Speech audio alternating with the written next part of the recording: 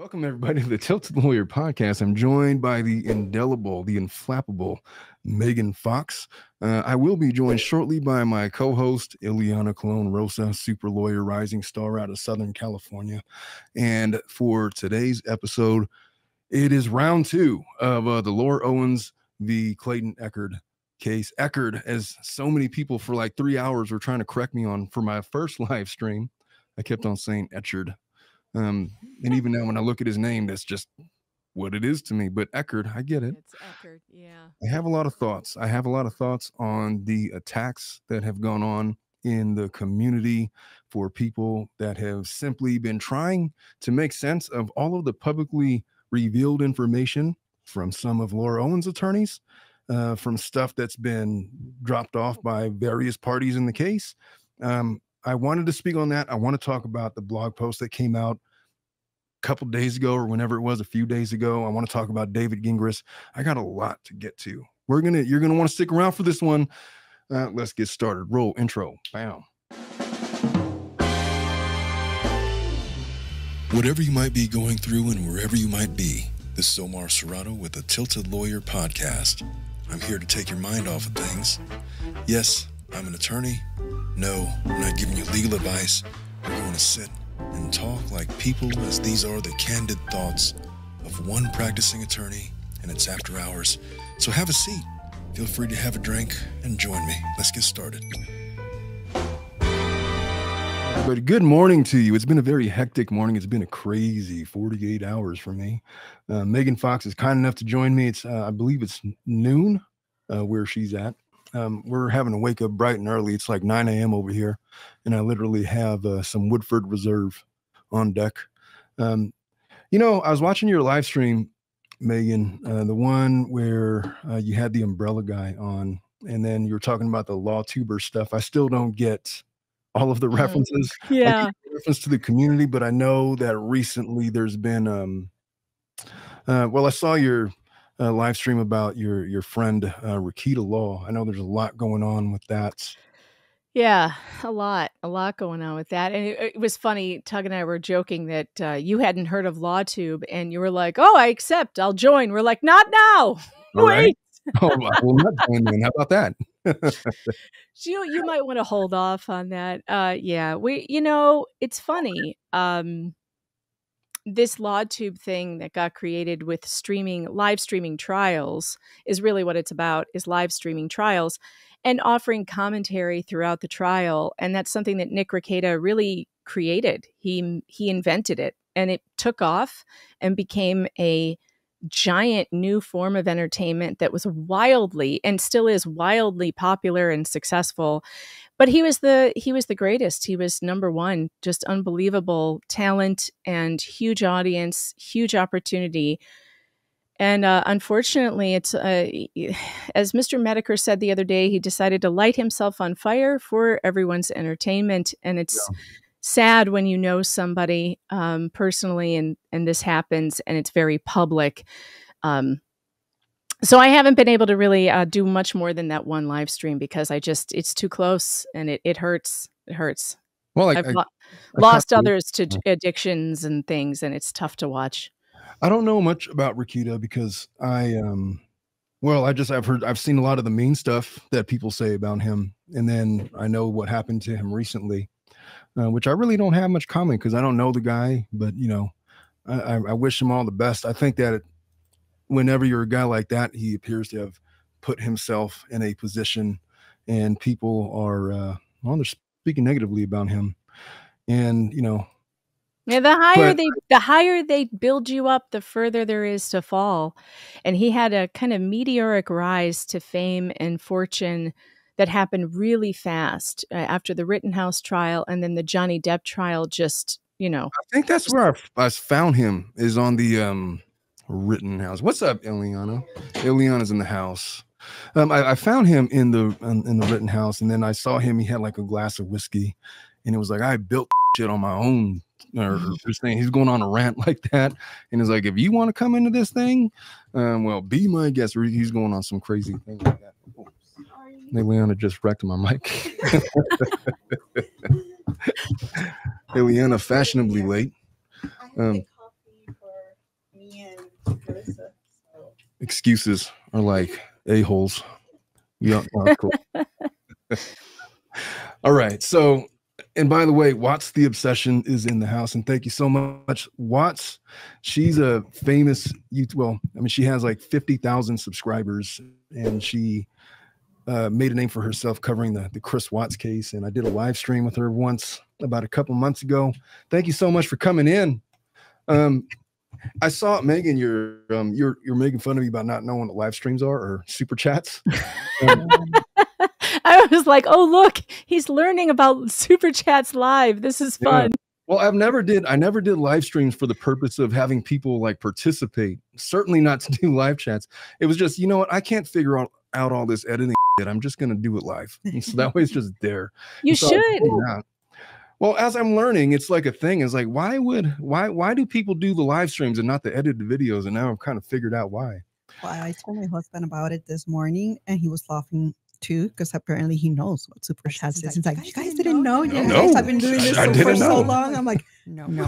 I think the moment that I figured it out was on the last live stream when Dominic said, hey, read your super chat stick. It's like, oh, look at all these people.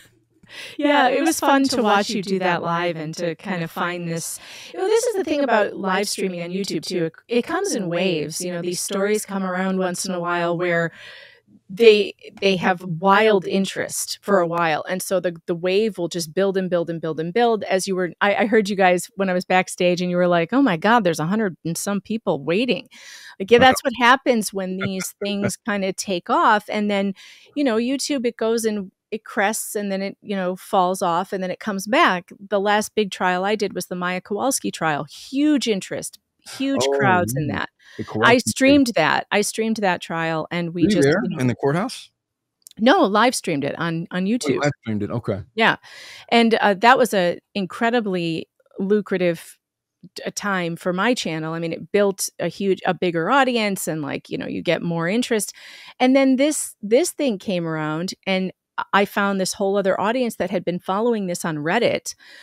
They were really digging into all of what was these public records, and Dave Neal was the only person kind of covering it, and he isn't in the legal space, and so he didn't have maybe the kind of resources that some of us do, that we've been doing this for a while, digging. I'm a reporter. I do a lot of, I'm a journalist, and I do a lot of covering court cases through public documents, and also in courtrooms live. I'll go and, watch. I'm going to Arizona for this one. I will be there reporting on the ground on June 10th. In Hawaii on June 10th for my her graduation gift was a trip to Hawaii with all of her parents. I'm sure she's thrilled. Oh, she's gonna love it. Are you going to Oahu, or where are you going? Hawaii, and the Big Island. The Big Island. The little one, I think. Oahu. That's Oahu. Is it Oahu? Yeah. I was not responsible for the planning of it. I'm just going with the flow. So wherever. Well, if you are going to Oahu, you and I'll have to send you an email, because I will hook you up with Mr. Hawaii while you're there, and you will. And my uncle pretty much runs that island, and he'll show you a really good time if you want to hang out with some cool Hawaiian musicians for a party one night. That sounds wildly intimidating. I know people in Hawaii, and just so you know, they will take care of you or they will take you out. Oh no, he's wonderful. He ran for lieutenant governor actually a year or so ago, and his name is Rob Burns. He invented Local Motion. He was the founder of Local Motion, which is a wildly huge, successful surf company. And he was a surfer. He was a beach bum. My grandmother told my aunt not to marry him. He'd never be anything. And then he became everything. When you say those things to certain men, because it just causes them to ascend. I have a similar story that I won't go into here, but I'll tell you what. So for this case, I did a whole live stream last week. It took 4 hours to get through. I didn't expect it to go that long, but there was just so much crazy. Like, I just looked at the clock. It's like, oh, I've been talking for 3.5 hours. And I didn't know anything about the case. I literally had 2 days to absorb it all, which I don't feel so bad about anymore, not knowing all of the facts, because David Gingras, when he will publish stuff, seems to be mistaken on the facts himself. He's been on the case for 3 months. So I make no apologies about that, but I will say that I do have further ingrained opinions from what I've learned. So let me tell you a story before I even get into any of that. A lot of people were upset that I didn't go further in on Laura Owens. There was people that was upset because I was calling her Jane Doe. I learned why Dave did that. And it's, you know, it was for her protection because of, he didn't want people to search her on the internet and start bullying, which I think, you know, that's kind of a wildfire that is not going to be reined in by Dave Neal or anybody else. It's out. And I think a lot of it has been because Gingrich has kind of put gasoline on the fire. Well, let me tell you why I maintained that level of objectivity with Miss Owens. So my first criminal trial, my first ever jury trial, was about 10 years ago.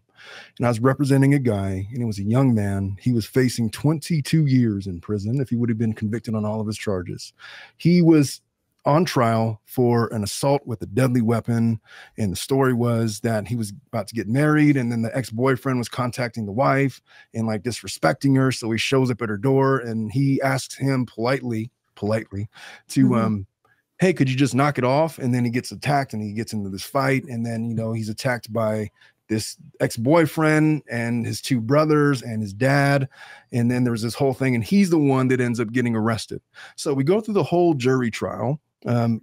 It was in the historic Riverside courthouse, beautiful courthouse. And in front of a really good judge. I was going up against this DA, and I was intimidated as hell. This guy, the DA was like, I think probably 20 years in practice at that point. I'm like this peon of an attorney. And so we litigate the case, we go to trial. It's like a 6-day trial, jury deliberations for a couple of days. And my guy's acquitted, full on acquitted. And I believe my client's story. I believed him wholeheartedly when he told me that he was acting in self-defense. And as I'm waiting for the jury to come back with the verdict, I'm sitting there with my client. I mean, I'm at that time, 34 years old, 35.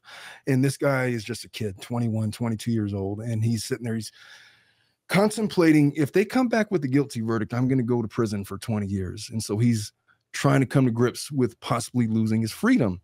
And with tears coming down his eyes, they read the verdict: not guilty on count 1, not guilty on count 2, count 3, count 4. He's completely acquitted. And I'm thrilled because I just won this trial. And, at the end of it, we're walking out, you know, there's about 30 minutes of, you know, hugs and everything with the family. And then when we get out of the courthouse, like, hey, Omar, I did that, man. I was guilty. So, like, oh my God. Never tell your lawyer that. He told me after the fact. And it just led me to believe it doesn't matter how ingrained or convinced you are of your position. You never really know actually what goes on. People can convince you. People have a survival instinct to say what they got to say to get out of situations. And in the off chance that Laura Owens was telling the truth, and because of a couple of untruths, it caused people to go in on her and bully her. I didn't want to be part of the bullying crowd, if that's how she perceived it, for reasons that she stated in her blog post a few days ago, where she says that she's struggling with mental health and, you know, she's going through a lot in this trial and all of these things. So for that reason, I treated her, I gave her the objective benefit of the doubt. And I didn't want to be a part of jumping to conclusions. I wanted to see what all the evidence was. And I've seen enough where if she were my client, I'd be like, look, we're not winning this trial. There's no winning here. You're going to get on the stand and you're going to be cross-examined, and all of these inconsistencies are coming out. It's the reason why now she's admit, oh yeah, I definitely doctored the ultrasounds. I definitely lied about these other things. And I believe it's this strategy of trying to get ahead of it, but there's no getting ahead of it because she still has to be cross-examined. And so I was just trying to be ultra cautious because I am very sensitive to issues related to domestic violence and SA and similar scenarios. I have many clients that I've defended. I've also defended people on the side of Clayton Eckerd who have been falsely accused because people are trying to get the upper hand in custody cases and whatnot. And so for me, it was really an exercise in trying to not give into my emotions and try to remain as objective as I can. So since then, with everything that I've seen, it is obvious to me. And if she were my client, I would sit her down in my office and say, look, this is what's going to happen at trial. They're going to bring up this inconsistency. They're going to bring up how you doctored. It's already, the judge already knows. There was somebody that had asked me yesterday in the comments of my community post because they have all the text messages in discovery from Maricini and all these other things. Right. And they're like, is the judge going to read all of that and know everything? And the answer is no. She's not going to know everything that the listening audience knows. From my understanding, they have 2 hours to present that case. That's 1 hour for both sides. And you have to make some decisions when that's the case. Now, look, if you got unlimited time, like you would in the jurisdiction where I practice, then yeah, you're going to go over all those text messages, and she's going to be on the stand for like 3 or 4 days going through her cross, and we're going to go through text messages one by one. But unless it gets admitted in an exhibit during trial, the judge cannot consider it because it's not in evidence. And, you think, oh, well, it's attached to the pleadings. Yeah, but they can't consider that because it didn't come in for that purpose. They could take judicial notice of things that they said under oath, but the exhibits themselves have their own evidentiary standard. And so if you got 200 pages of text messages, which ones do you want the judge to see? And so I know I'm kind of getting out of order here, but the judge is going to hear what is admitted into evidence. And she already knows about the faked ultrasounds. She knows about, what was the other big one that she had? There was the fake ultrasound, and then she had doctored some other She thing. also knows that Mike Maricini was in contact with David Gingras when David Gingras told the court he wouldn't speak to him. That's pretty interesting. That's new. She just had a ruling where she basically put him on notice that I know you were talking to him when you told me you weren't. When you told me he didn't make himself available. Not only did he make himself available, but he then told you he didn't want to have that phone call because you put his personal information online and it was inappropriate and it was upsetting to him. And you were given all the things you needed to know David Gingras. You were given the essence of what his testimony was going to be. Take a moment to consider our show sponsor, Aura Internet Security. If you have been following my Instagram or my Facebook, you would know that we have been attacked by hackers, and both of those accounts have been deleted, ripped off of the face of the earth. It happens. Hacking is a real thing that occurs. And let me tell you something else. Data brokers will sell your information to scammers, spammers, and anyone else who may want to target you. And you might not believe it, but your full name, your email address, your home address, your health records, your relatives, your children, your spouse, all of it is out there. I am a lawyer. I do my own background checks. I pay good money for my background checks, but it's starting to get to the point where you could Google anybody's name and some kind of a secondary source of information, such as a birth date or email address or something, and you will find that you can Google all of this information. It's just out there for people to exploit. That's why I have decided to use Aura. The sponsor of today's video on Aura they show me specifically which data brokers are selling my information and automatically submits opt-out requests for me. And I'll tell you what, I had them when I signed up for their services. They showed me there was 3 separate internet brokers that were selling my information that they automatically got rid of for me by taking the initiative to opt out of those memberships. So cleaning up my information, cleaning up your information, and not only reduces the amount of spam that I get, it protects me from hackers that could use my information to help them access my social media accounts. Highlight, if you've been a follower of my Instagram or my TikTok, or well, not my TikTok, but my Facebook, you will know that those accounts no longer exist. It had nothing to do with anything. I had a 20-year-old Facebook account. It's completely gone because of hackers, spammers, whatever you want to call it. It's gone. So it protects me from that. It protects your social media accounts, your bank accounts, other sensitive information. Also, Aura does so much more to protect me and my family from online threats that I can't see. I get other features like antivirus, VPN, password management, parental controls, identity theft insurance, and more without having to download several different apps. It's really easy to set it up. I did it, matter of fact, this morning. It took me about a couple of minutes to get me all set up and protected. And you get it all at a really easy, affordable price.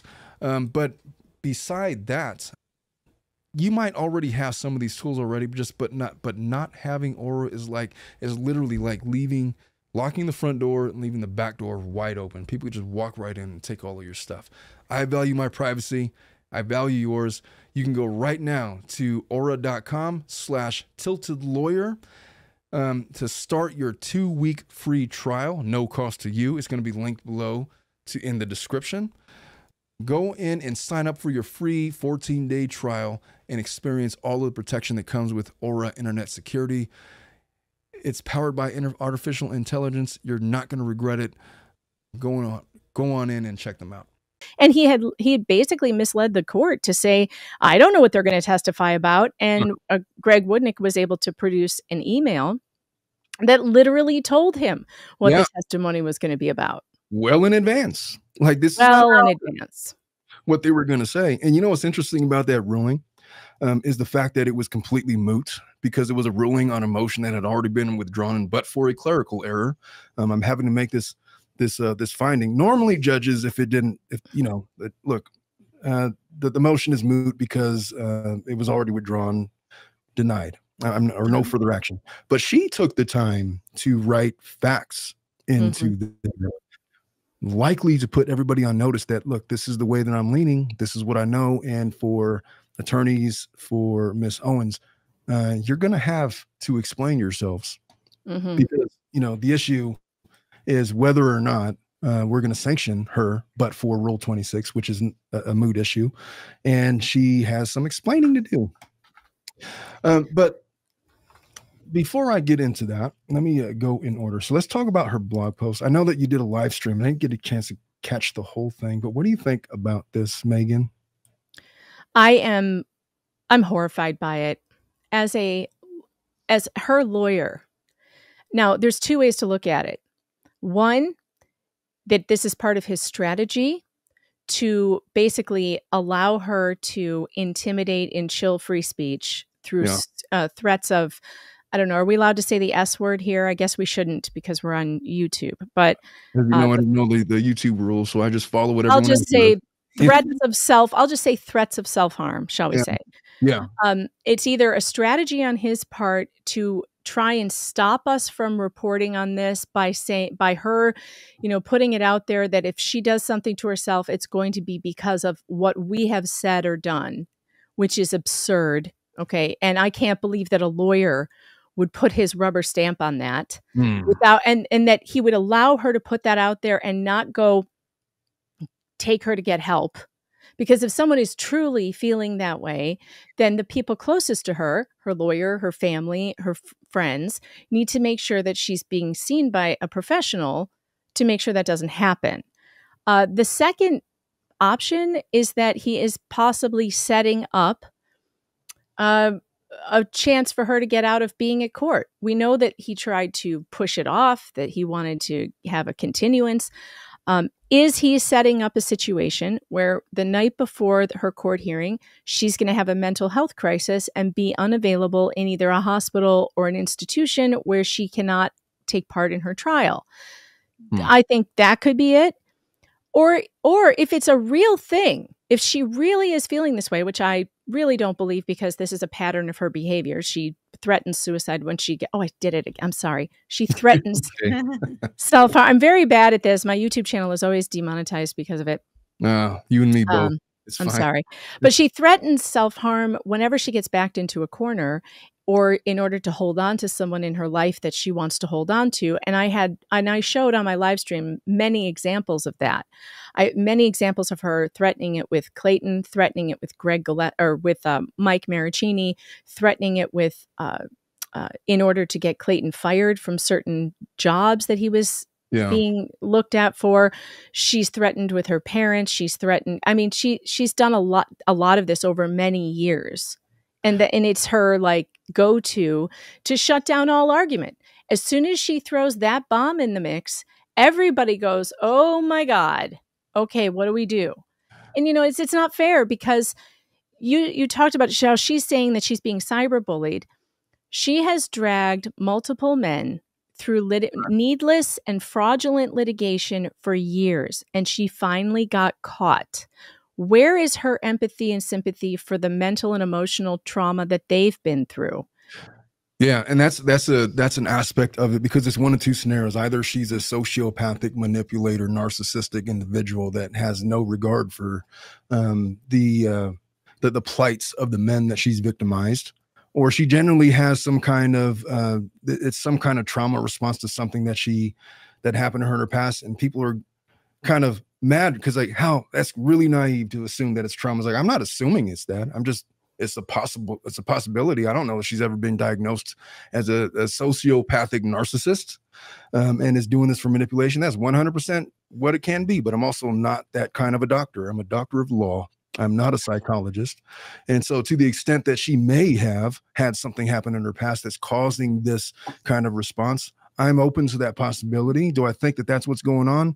I don't know. I have no opinion about it one way or the other. I will say this, that you had mentioned that you'd been involved with family law for, you said 20 years? Yeah, about 20 years now. Have you developed this muscle? So my assistant, she's actually working. She's not in here by now. By the way, she's not an attorney. Melissa Pacheco, she's getting married in a month. She is my paralegal. She's been with me for 5 years. Iliana, sitting right in front of me, is an attorney. She's been practicing and she's on the rise and the one that I always refer to. And so when they come in, beside the point, what was I talking about? What point was I making?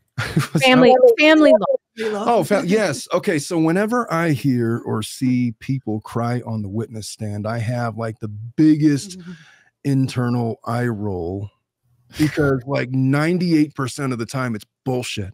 They're trying to curry favor with the judge. They think that this is the way they're going to manipulate the court into getting what they want in court. And I've been conditioned to turn off that empathy muscle for people that cry like on call. It's funny because they'll like start crying during direct exam, and then when I get up there on cross exam to question them, all the tears dry up and they get this mean face and they start looking at me and they're on the ultimate defensive.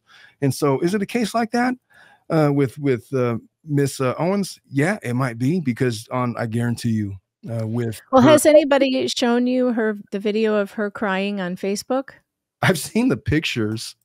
I've definitely seen the pictures. I definitely noted. I haven't seen the video where she's crying, but I saw everybody's thumbnail. They have like various pictures of her in different stages of crying. Well, it's really interesting, because I actually, when I played it for my audience, I had such a reaction that was very similar to how I felt watching Amber Heard on the stand, because you're watching all of this incredibly histrionic emotion, supposedly, but there's no actual tears. There's no actual sniffling. You know, when you start crying, usually you have to sniffle because you get mucus, right?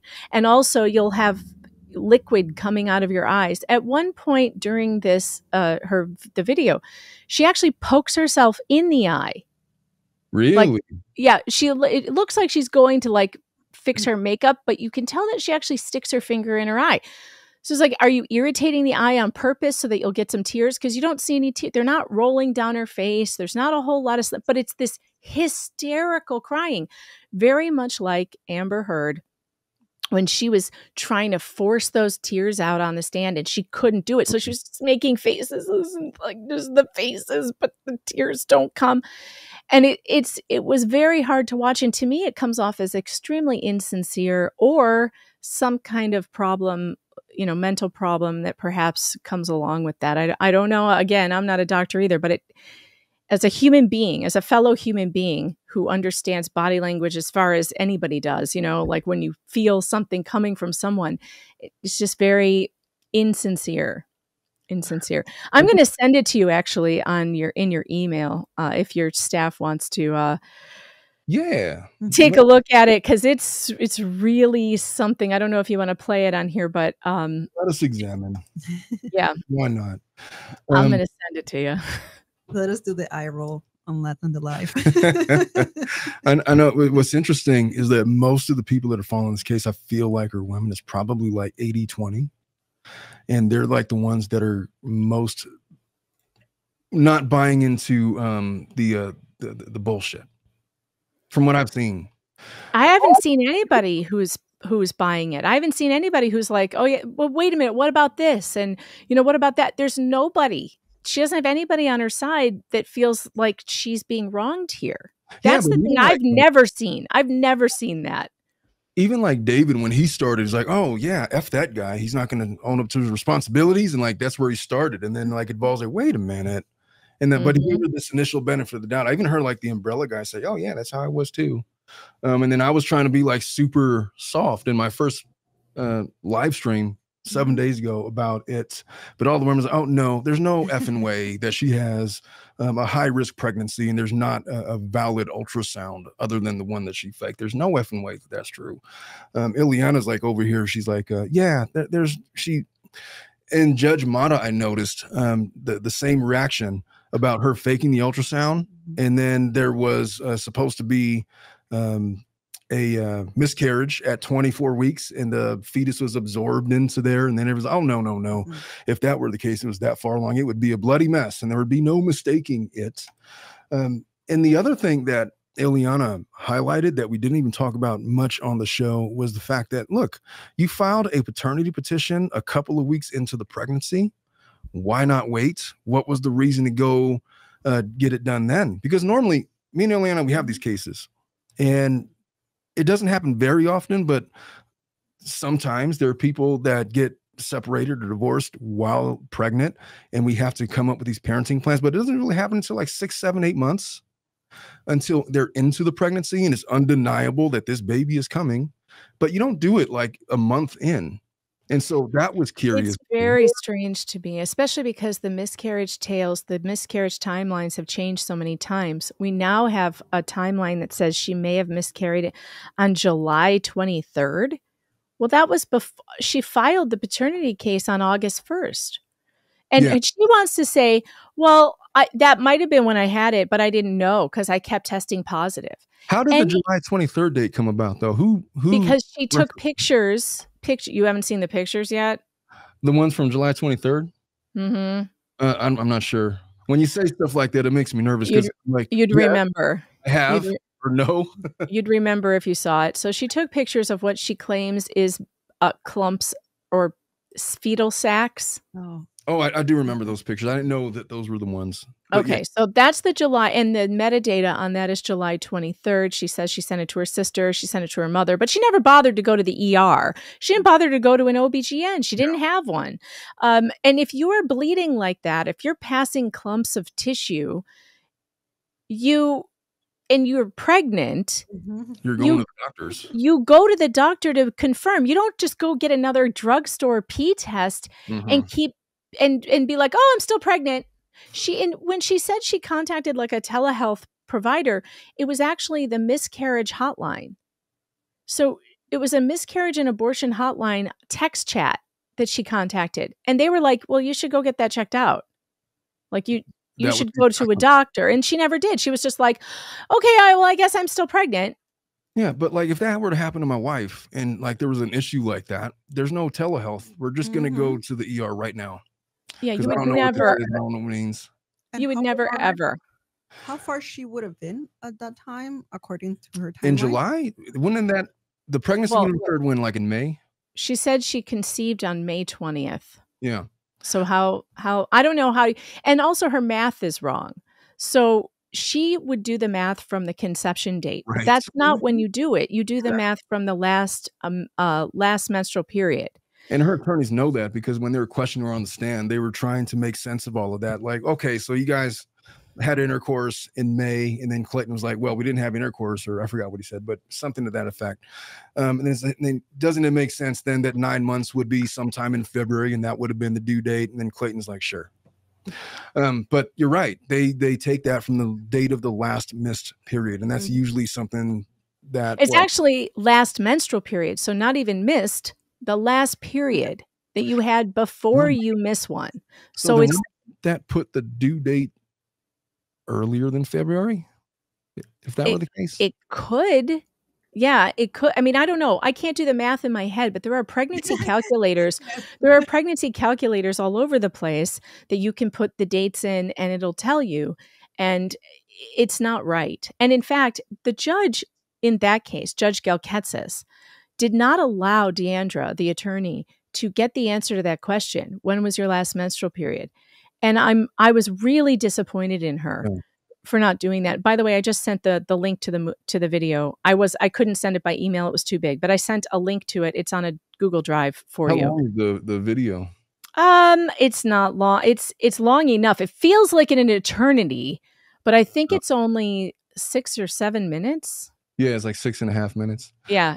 Hey, Jesse Balubu. Did I pronounce that right? Jesse Balubu. Jesse Lubu. Thank you so much for the $10 and the jumping peacock. What is that? That's like a Tweety bird with the beating hearts. Thank you so much for the $10. But here, well, I have thoughts. Well, first I want to address, I really want to address, I'm not going to read her entire blog post about when she's basically saying, well, I don't know what she said.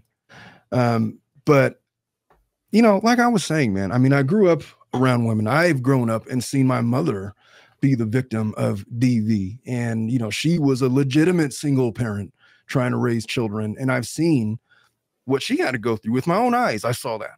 And she raised me. And I have of my siblings, I have 2 brothers. The rest are women. I'm been constantly surrounded by women all my life. And so I just developed this very protective stance towards women because of my mom. And so when I hear Laura saying stuff like that, my initial instinct is, you know, oh, let's come and give her a big hug and sit her down and we're going to protect her. But that's the way that women, it's also a tool that some people use to manipulate men, because it's like, if you're the guy, you're confronted with this information. It's like, oh, well, how do we react in the moment? Clayton in the moment is like, I 100% know that we didn't have intercourse. Now, I had made mention on the live stream that maybe he was not sure because he was on edibles or whatever he was on, and maybe he just forgot. But from what I've seen and from what he said, he's pretty unequivocal that never happened. Do you know what happened? Do you know what happened this morning? I don't know if you know about this, but I would like your take on this as a lawyer as well. David Gingras decided that it would be a good idea to post clips of Clayton's video deposition today on YouTube. Did you know about this? Yes. I've seen those clips. Well, I was sent clips from Laura, and I don't know if they're the same clips that she sent me, but is the one, well, what is the clips that? Here, let's bring it up. It's on my Twitter. Let's not give him the clicks. Let's give my Twitter. Here, I'll bring it up for you. I'll share my screen. Dominic, if you're working the StreamYard, when I share my screen, you just pull it up. You just add it to the stage and it should work. Well, let me make sure it's in the right thing so we have audio, because that would be bad if we didn't. All right. So yeah, he shared. Now, the crazy part is that this stuff does not make him look good. I mean, it makes Clayton look even better than ever before. All right, there you go. You should be able to see it now, Dominic. There you go. Okay, yeah. So is it, I think it's this one. Wait. That's the same clip that was sent to me that Laura asked me not to share like a week ago. But if her lawyer is now posting it, I have no qualms about talking about it. Mm-hmm. Yeah. And I don't know why it's not doing full screen for you. I just did the full screen and it does. Hold on one second. Let's see if I can. It's not doing the full screen for you. I don't know why. Here. Can you hear it? No. No. Okay, hold on. I don't know what's wrong, why it's not sharing this. Oh, I know why. Duh. All right. Here we go. I got it now. Intercourse. Let's get it bigger. Bigger. Isn't there intercourse between you and Miss Owens? Yep. Because she said she didn't want to. So I said, okay. I respected that and didn't push it.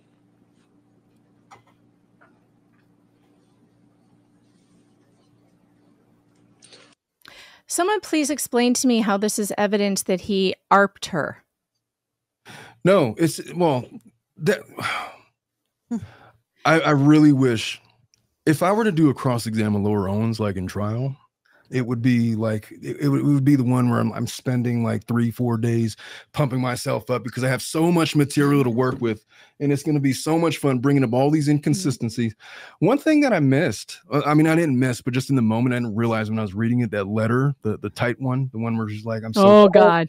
Yeah. Yeah. And like, I haven't been with anybody in 10 months. And then Iliana had said, wait a minute, didn't she saying that she was S8 or and they had sex? Like, yeah, he would know how tight she was if he had been inside of her. He suggests that he'd never been inside of her. Exactly. And she was begging him to be inside of her, and it doesn't make sense to say to somebody who's already been inside of you, you would know if you were inside of me. That doesn't make any sense. In that deposition clip, it's very consistent with the idea that he knows they never had intercourse, because he's like, I was questioning it because, yeah, she took this test and it came out positive. And it was like, well, maybe she inseminated herself. Maybe got trapped, which is horrifying to think about. But he's trying to make sense of how she could possibly be pregnant. And they never did anything other than, what was it, grinding? Yeah. And then she has made allegations through her lawyer in motions and in her deposition that he ARPed her, that he forcibly forced her to have intercourse. She has said she told him not to put it in, and then he did. She told me that too, but it was never. That's ridiculous. That's ridiculous. She made multiple statements after the fact that it was all consensual. Everything that happened was consensual. Yeah. Now all of a sudden that the walls are closing in, it suddenly wasn't consensual. And David Gingras thinks that this video is proof that he lied about intercourse. No, his story is still consistent. He said, why didn't you have intercourse? And he said, because she said no, she didn't want to, and I didn't push it. He now looks like a better guy than ever. He's like listening to consent and getting consent and then not pushing someone into it. I don't know how this helps him. And also, by the way, what do you think the ethical implications are for posting video deposition clips before the trial? This is something I don't think I've ever seen before. It's beyond bizarre. Mm-hmm. I have no reference. I've never seen it done. I mean, I've been practicing for over 10 years. I've never seen anybody publish deposition testimony like 10 days before a trial. I mean, really the move is, if I was representing Laura Owens, I would highly advise her to go to the mountains somewhere where there's no internet and just chill out until we get, Dominic bleep me. Just, stay off the internet. Don't worry about what everybody's saying. You're going to have a chance to tell your story. I have this thing. When I prep my clients, when they're going to trial, it's like, listen, they're going to get to go first. And when they're going to be telling their story. It's going to feel really bad. You have to trust me that I'm going to get your story out. We're going to have an opportunity to cross-examine. They got to do their thing, and then we're going to do our thing. But you need to be steadfast in the truth. I always use that statement with my clients. Like, look, you don't have anything to worry about because we're going in there standing on truth. If Laura can't stand on the truth, then she's trying to overcompensate with these blog posts, with these clips, with Gingras threatening people with $140 million lawsuits, and yourself. And homelessness. Yeah. Did he threaten you with a $140 million lawsuit as well? Sort of. He's never used my name except for after I contacted him with a press inquiry, of course. Then he started directly coming. I didn't see that one, by the way. Well, you did or didn't?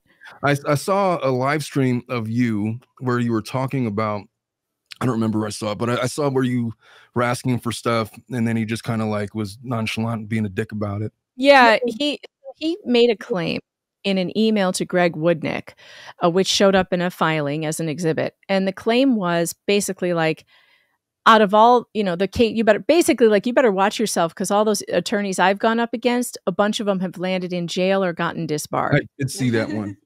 So I sent him an inquiry because I found that claim to be outrageous, considering how name the people. That's what it was. You said name the people then. Yeah. So tell me, who is it? Who went to jail because of your stunning legal prowess? Let me know. Who are these lawyers that you put in jail? And he ended up telling me, I never said that. And if you even hint that I wasn't being honest about those lawyers, I will sue you. You'll be sued in 24 hours and you'll explain it to a judge in Arizona. And I'm like, well, fine. Because you told a lie there, buddy. Because now you first made us think that you did have something to do with these lawyers. And then now you're saying you didn't. Yeah. And,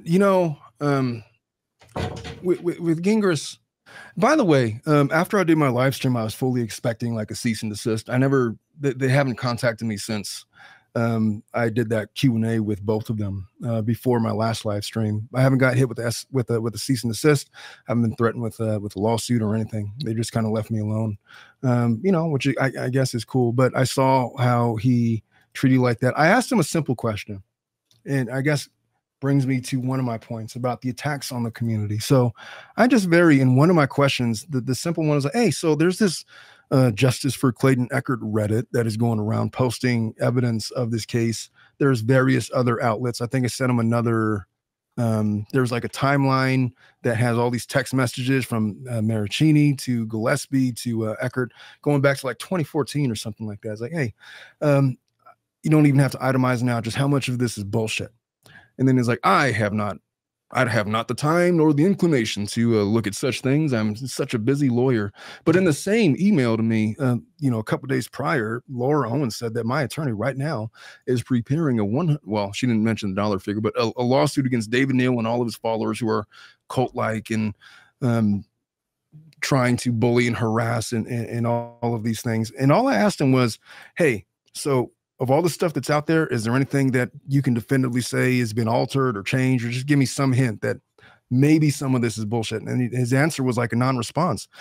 And I got angry with that because he markets himself as a defamation attorney or internet specialist, internet law specialist. I've been led to believe that they are preparing for a defamation lawsuit, and for him to suggest that he wasn't aware of all of the stuff out there on the internet and just kind of dismiss it haphazardly and say that, well, I'm not going to look at it. I'm not going to whatever. That is such bullshit, because not only has he looked at it, I feel like if he's prepping for a lawsuit, he's cataloged all of that stuff. In his blog post just from a few days ago, he's like, he's aware of all of the hatred and all the stuff and how vile it is, and just how they're going so far deep into this, into Laura and bullying her. And so the way that he's treating it and calling David Neal out specifically as the leader of the David Neal cults, the Daver group or whatever, I don't know what the name is for it. But he's saying that, but all of the people from that community, everyone, number one, they're so smart. They're like, when I get a fact wrong, I hear about it, but they have opinions, and everything that they reference is from stuff that's publicly out there and available. And for him, and I don't know if he has publicly accused anybody on like a social media post of being a cult follower or I don't know, a Daver demon or whatever term he wants to use. But the fact that he's doing that lends itself to a defamation claim, to the point that I would consider the fact that perhaps Dave Neal and his community has a better argument for defamation than Gingras is trying to present. And the fact that he's coming after you, I don't know how familiar you are with anti-SLAPP lawsuits in California. Oh, very. I've been sued before for defamation, and by people who don't like you digging into their stories. It happens. I wrote an entire book about it. Actually, let's see. This book, it's called "Shut Up: The Bizarre War That One Public Library Waged Against the First Amendment." That's my mama on the cover. Isn't she funny? She played the nasty librarian for the cover shot. But no, this was about a library in the Chicago area that was allowing guys to sit around watching porn all day with children nearby, and do other things that comes with that. And they wouldn't do anything about it. And I dug into their FOIA. Through FOIA, I dug into their records. I found that they had sex crimes being committed in the library and that they didn't call police and all sorts of things. And this book is, because of my reporting on it, I got sued by this director of not director, she was like the public relations person in the library.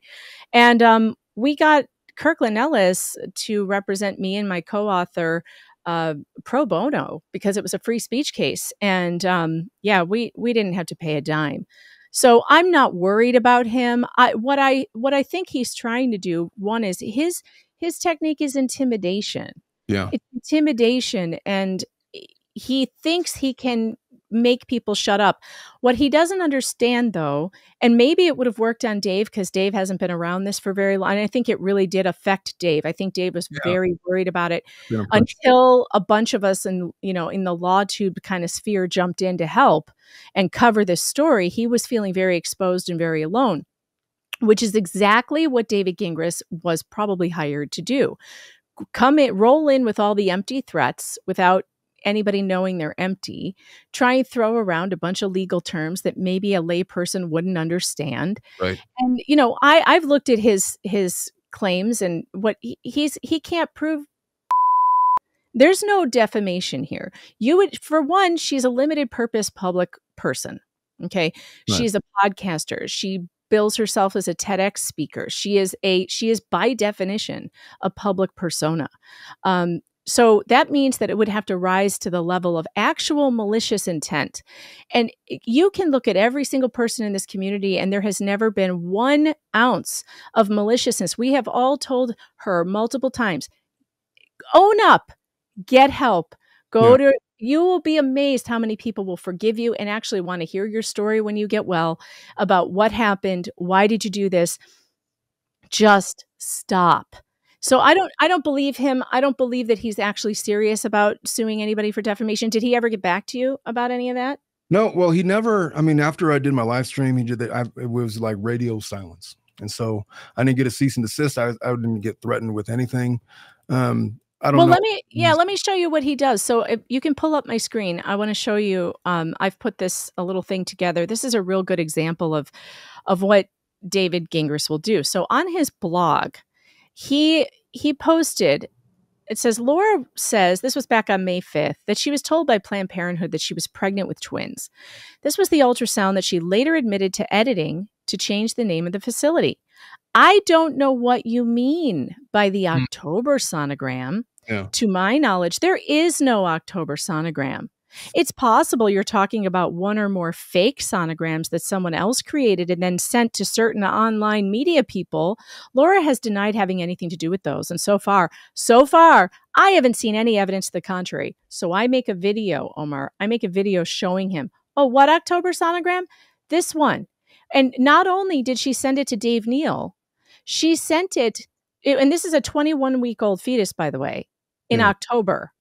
She sent it, she used it in the hearing to get the protective order against Clayton because she said this image right here, this meme that someone created, do you see the sonogram in her hand? Yes. You see that sonogram? Well, it's the same October 21st sonogram he says doesn't, October 12th, that he says doesn't exist. There it is. And I put them right next to each other. And she tells the judge, and I've got clips of it. She tells him, I got to find where I put them next to each other. She tells him, there, you can see it. See, same one. Yeah. Same. She tells the judge, I know that he had something to do with this meme because he's the only one I sent this to. And she says, that's our son. That's our sonogram. She says it to a judge, Judge Duty. So now he's saying I was upset with Judge Duty when I watched the hearing, but another topic for a different day, I guess. And here's her email talking about that October sonogram. Here it is, October 12th. This is the email where she attached it to Dave. Okay, thanks. I would appreciate it. The last imaging I had was troubling to me because I thought the boy's profile looked kind of weird, attached. But the sonographer didn't say anything. I guess I just don't know how to read these things, and I'm probably overanalyzing. The girls looked fine. So she admits that was hers. Now, when we pointed out to him, here it is. Here's the October 12th. Here's the October 12th sonogram. He just shuts up about it, never talks about it again. Yeah. Well, I feel like, it doesn't benefit him to try to come out here and publicly get dunked on like that, like Dave Neal would say.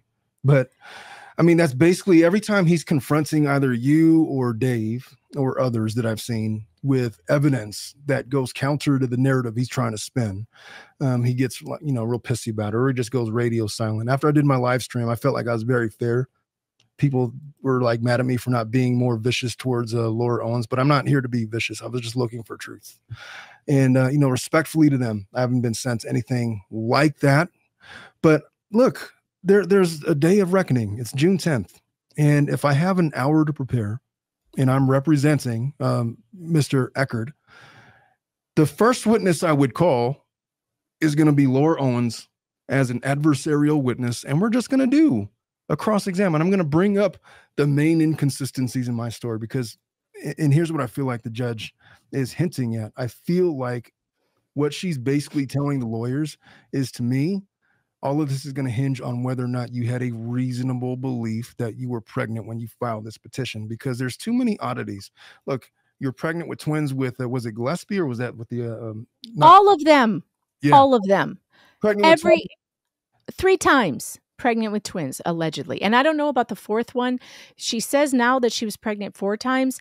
And before, in another Medium article, she says it was 3 times. But just the other day, the recent blog post says 4. So she can't even remember how many times she's been pregnant, first of all. So that's a problem. But statistical probability of that happening 4 times pregnant with twins, it's like up there winning the lottery. It's got to be. It's got to be. So, and with Mike Maricini, so I think, now if I were doing this, I think I would want the judge to hear from Mike Maricini. And I think he's going to testify. Yeah, and here's the biggest reason why. If you can pull up my screen, I want to show you this excerpt from the blog we were going to talk about today. This was on May 28th. I wrote that, obviously.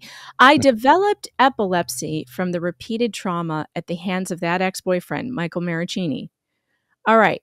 Now, look at this, what I found in her text messages to Michael Maricini on May 1st of 2017. I had a seizure on Wednesday night, and I've never had one in my life.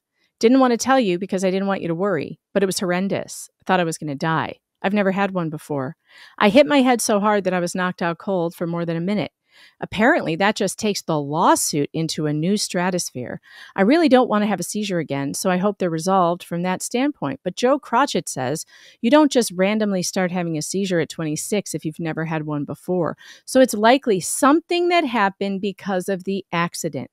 Now, we all know that she had a car accident in an Uber, and she sued Uber. And she blamed the car accident. She blamed the epilepsy on the car accident. But fast forward to her TED Talk that she did in 2022, she is now saying she developed epilepsy from being beaten by Michael Maricini. And she got an order of protection against this man, who, by the way, the order of protection has screwed up his employment. Yeah, that's what I was going to say. Well, the interesting thing about that is it wasn't won on its merits. They agreed to a restraining order. I don't know if Gillespie was represented or not, but it might have been a scenario. No, Maricini was. It was Maricini, Mike Maricini. He was represented. And he was represented, and he spent an unbelievable amount of money, like over $50,000 for his defense.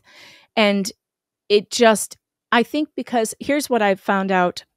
I found out that I believe this is true, that she had pro bono help from a domestic violence organization, and his lawyer was out lawyered by a couple of Ivy League lawyers that were doing it for free.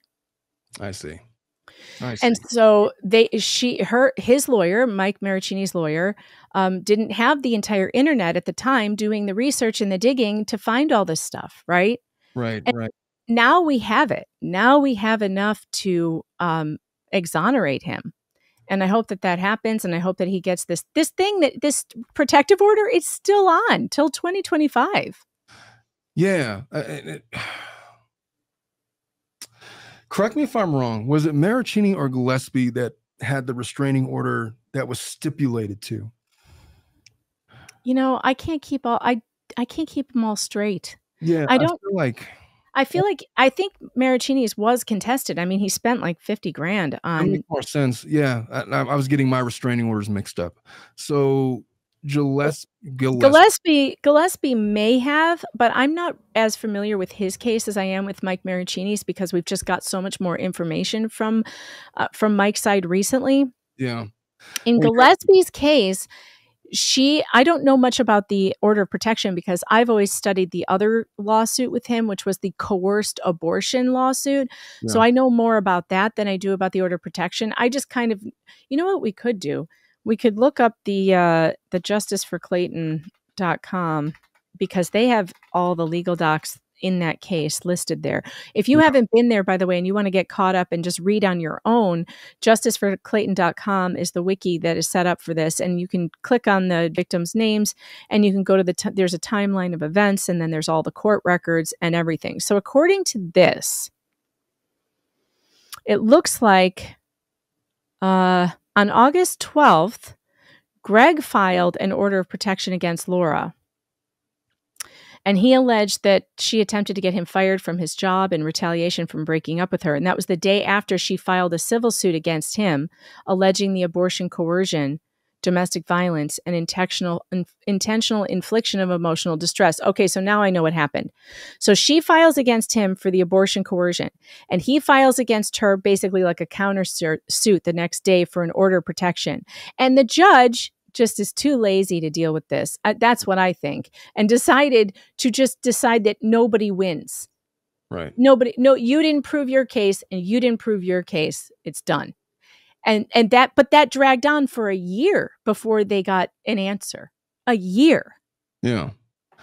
And that's man, a year in litigation on something like that is not, I mean, just the threat of litigation. So you see how it affects Dave. Like I talked to him, and that poor guy, he's got a new baby coming out. And he's having to deal with like these threats. You're going to sue me for $140 million.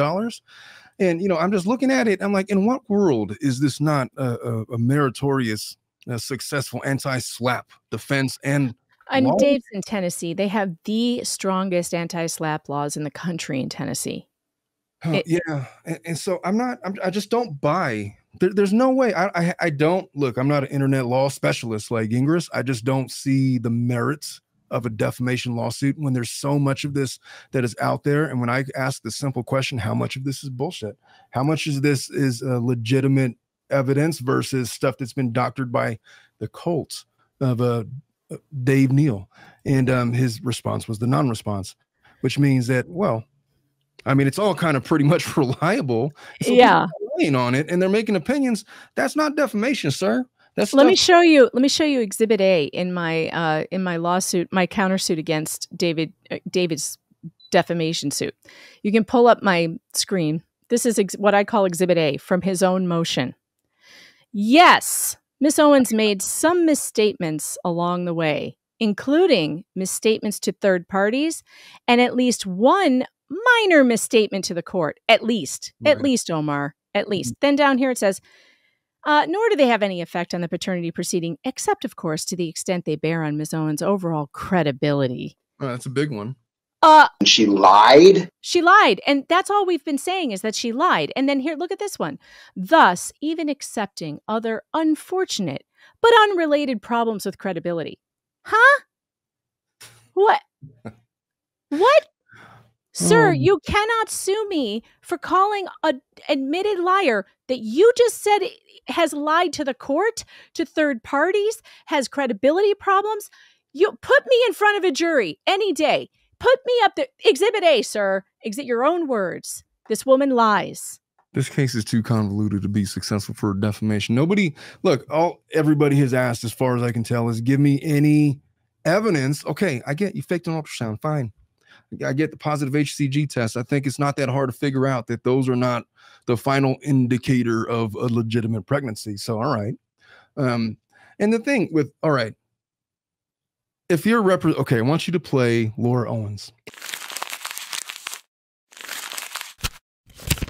I'm cross-examining you. And if I was going to start, I'm good at this. All right. I'm going to start with the email. The one that she sent to Clayton about the tightness one. So she is, all right, how should I frame this? Miss Owens, isn't it true that you believe that your vagina is magical? Objection, Your Honor. Okay, question withdrawn. Let me rephrase. Okay, so you have admitted in this case, in these pleadings, that you altered an ultrasound. Correct? Yes. Oh my God. What was that?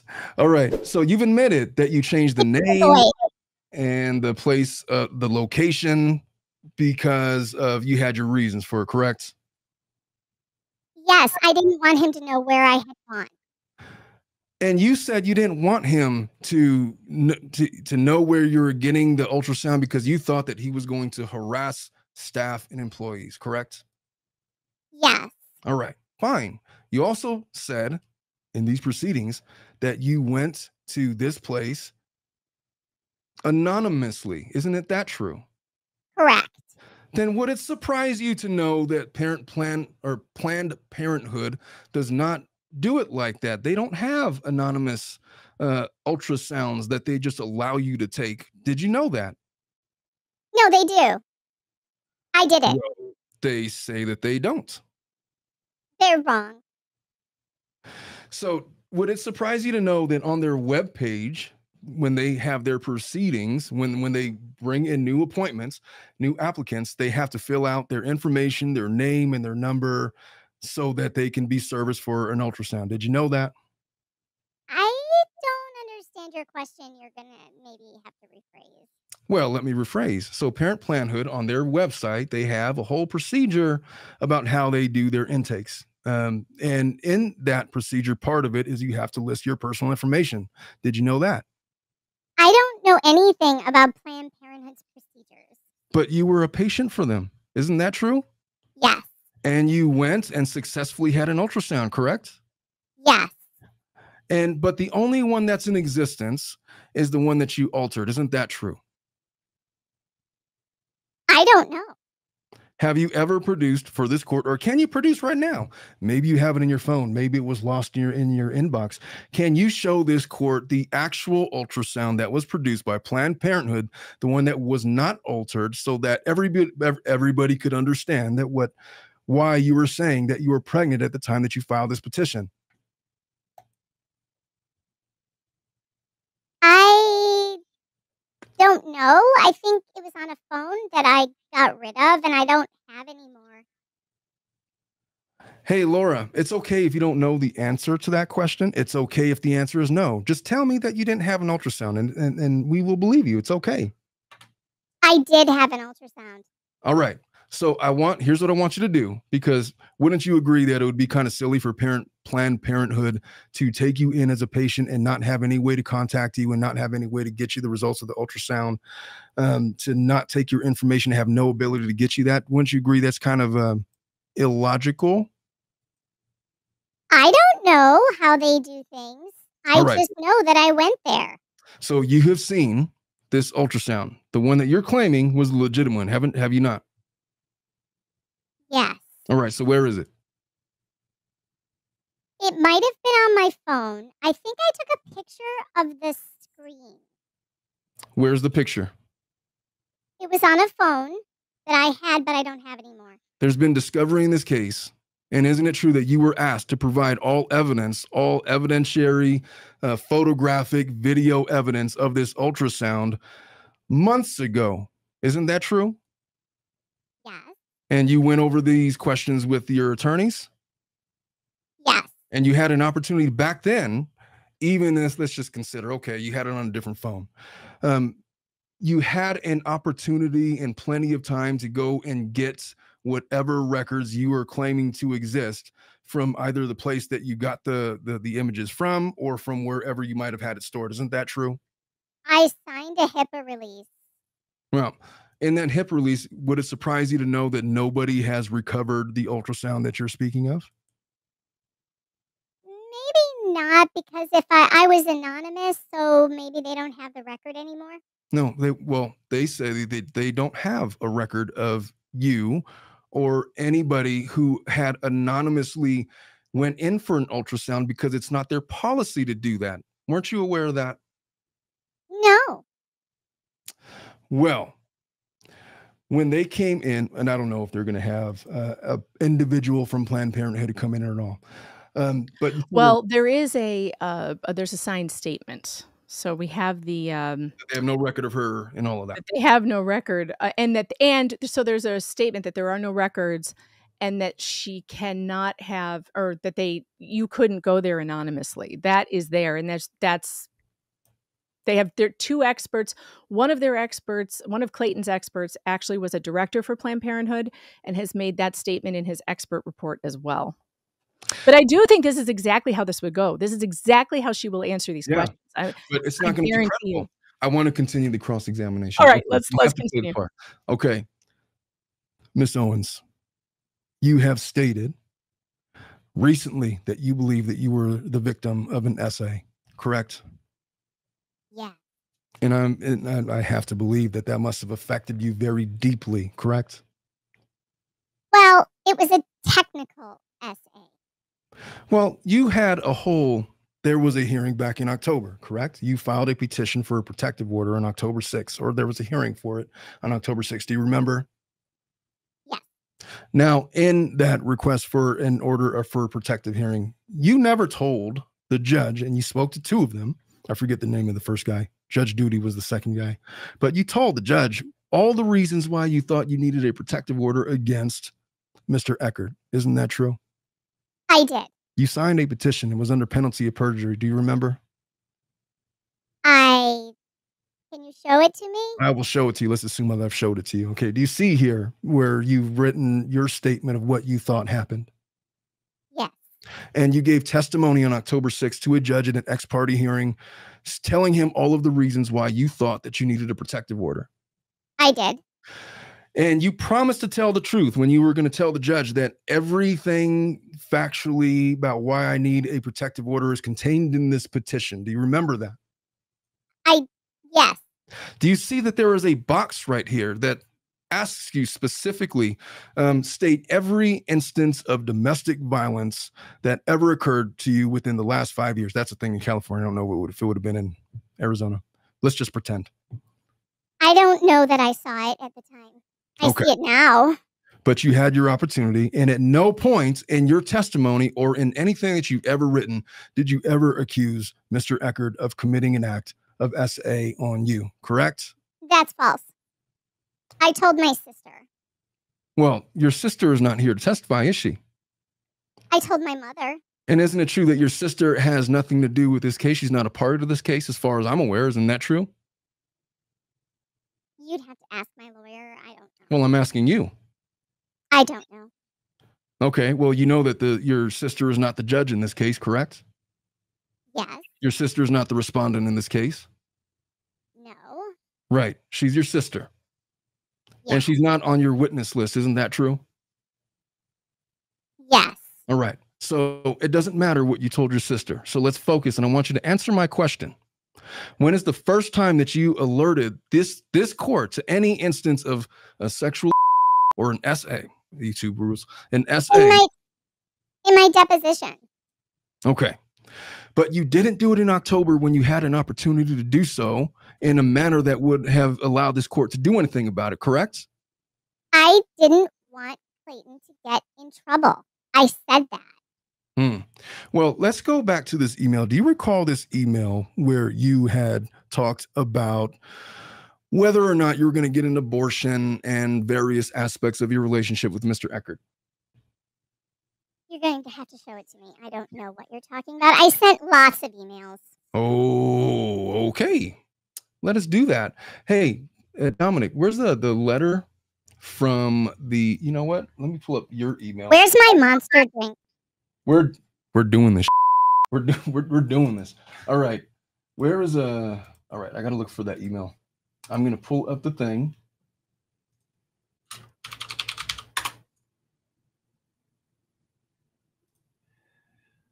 Pause. Is it bad that I'm enjoying this so much? This is the most fun I've ever had. I love this. I didn't expect to do this morning. This wasn't planned. This is completely impromptu. This is fun. Yeah. Oh, I got Dominic's invite link. I have Oh,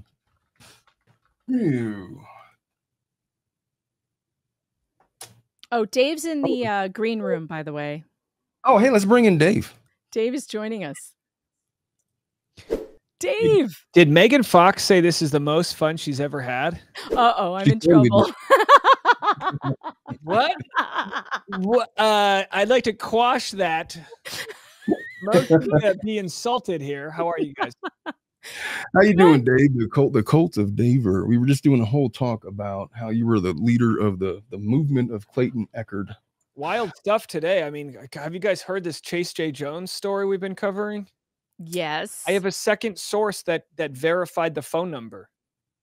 Oh, a second source? I have a second source that verified that her up. phone number is attached in a separate non-YouTube way. In a separate way, somebody somewhere which will, of course, be going through a legal system, will prove her phone number is attached to Chase J. Jones. Unbelievable. Somebody fill me in on what is the Chase J. Jones thing? All right, I'm going to say this as quickly as I can. Chase J. Jones is a black man that was created to cancel Clayton Echard on middle October. We knew it was a fake person because it was they tried to cancel him for dancing to a song with the N-word. They also joined my Patreon. We subpoenaed Patreon, Google, and YouTube to get his identity. He quashed the motion, refused to go on a FaceTime with me to verify their identity. We knew all along it was Jane Doe, and it was proven with two different sort of angles due to two-factor authentication that Chase J. Jones was attached to Jane Doe's phone number. So she created a black man who was a journalism student at Howard University to essentially cancel Clayton with press releases she sent through Chase Jones to a GTFO, man. It was the biggest story that couldn't be cracked, even though we knew it was her. That now, now, and of course, she denied it to me. And Chase J. Jones filed a motion to quash my subpoena. So so now also, and I believe that's federal. So in court documents, if she is Chase J. Jones, which it's looking like it is, that is a whole separate like federal issue, I believe. Like, what happens when you fake an identity in a court?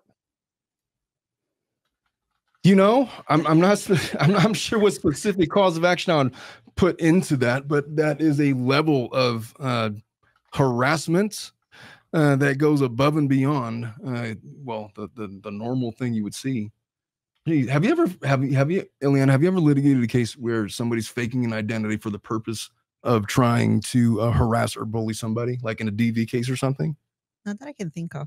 I mean, I've definitely had cases. It would fall under cyberbullying, I would imagine. Yeah, but like as a cause of action, like what would be like the specific one that has all? I'm not sure there is one. I mean, she's really. Let's just be totally honest, guys. She is really good at just going up to the line where there is no criminality necessarily, including her threats of extortion. Because you know what we found out? What I found out through researching extortion in Arizona, that at least in the state of Arizona, you have to have a monetary amount of money that you are trying to extort from someone, or it's not extortion. You cannot, it's not extortion, I guess, to say, if you don't date me, I'm not going to have an abortion. If you don't date me, I'm going to be in your life for 18 years. I was about to go into that with your cross exam. We'll save that. Oh, okay. So I found out from the chat that my voice changer is not working properly. They can't hear it very well. So I will just do my best Laura Owens vocal fry for you. Okay. Does she have the vocal fry like she does? Oh boy, you know. What's our experience with the vocal fry? Hey Dave, you know, because of you, so my wife was kind of clowning me the other day. She's like, so you're the R&B lawyer, huh? Yeah, you're the guy who gave me a tilted erection. That's what this is. Dave told me immediately, he was like, I'm considering changing my sexuality for this man. The entire chat is over the moon for your eyeballs. I don't know what it is, Omar, but your eyes make the ladies go nuts. Well, that was before he took his tie off. Now he's basically begging for it. Once again, I forgot to do my tie. I literally told Megan before, I got to fix my tie. I just didn't. I thought that was on purpose. You said, I'm even going to wear a tie for this. And then it comes out sexy undone tie. It's like, oh, well, I see. And then my wife, she heard the live stream you did, Megan, and then she was like, you made something about dips. She called me. It's like, hey, what are dips? It's like, what are you talking about? No, dips. What are dips? That's right. I said he'd look at him. He's painting a mental picture for the ladies in the audience. I was in the gym. I was doing some dips. But isn't it funny, though? Because I've been in that scenario where you're listening to content and you hear your name being mentioned. I mean, I can't watch a video without my name being mentioned now. And like, it is kind of weird when it happens. Well, it just happened to me like the first time when you did it, like a couple weeks ago. I think you were kind of mad at me because you're like, I have to explain myself once again. It's like I don't know. No. It's like frustrating. the senior on the football team, and then there's a new kid who wants to join the team, and I'm like, all right, I gotta tell you the whole playbook now. You know, like, it really is like I gotta retrain the new guy. But I mean, I don't mean that to insult your intelligence. It's just all like when we got on the phone, that's like a 40-minute phone call. Now, last night when I have this source come to me at midnight, it's a 30-minute phone call. Like I'm a human with only 24 hours.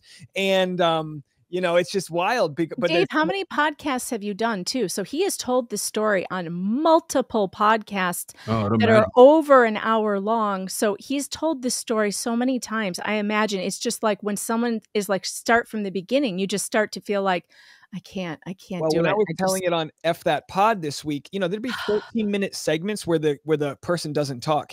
And in the back of my head, I'm going, is this the worst episode anyone's ever listening to?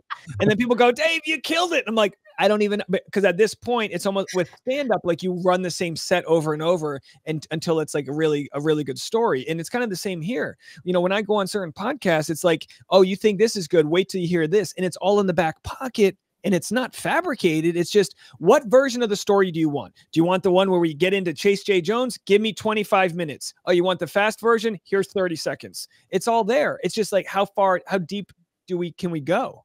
That's what she said. I don't know how you guys have so much time to, I mean, you know, I literally, I'm going to try to stream once a week. I don't got time for that shit, man. I literally got like a whole practice. I'm doing trials and like you guys are like, she's on again. Jesus. Right now, it's urgency. It's just a lot of urgency in the final 10 days right now, I think. Well, and also, you know, you have a practice. This is what I do for a living. So if I'm not streaming, I'm not making money. So. Well, it's a lot more fun. You know, being a lawyer versus streaming. If I could pick between the two, I could tell you that one would be easier on the soul. I think being a lawyer is really bad. Yeah, I was just talking about Gingras. I feel like here's what I feel about him. Here's my opinion. I don't think that it's advisable the way that he's handling the whole thing with the blog post, the way that he's going in on Twitter. That just seems like they asked me the question, what do you think about his Twitter post? Like, it's really dumb to do that. Like, what are you doing? Like, you have a trial coming up on June 10th. Why are we talking about the case? Like, he should honestly have Laura under wraps. He should take her in the mountains somewhere and just stay off the internet. No Wi-Fi here. Here's some good books. Let's read The Art of War. Let's read I don't know, whatever the book, and just get your mind off of all of this. If you're so concerned about the bullying, and if we're going to stand on truth, we're going to win this trial, then we're going to prep for that. And you're going to tell your truth, and you're going to trust that it's going to be enough to carry the day. And all you have to do, as I was doing this mock cross-examination with Megan right now, is prove to this judge that you had a reasonable belief, despite the fact that as soon as you were pregnant with this HCG test, that you decided to file a paternity petition, which is, Iliana, isn't that like beyond rare? It is. Like, we have those cases, like, isn't it the case, like, most of the time, if we're going to court at all, number one, the orders aren't even going to take effect until the baby's actually born. But number two, you have to establish paternity for the court to even have jurisdiction to make orders to begin with. And number three, well, there might not be. What's the number three? Could we just make one up?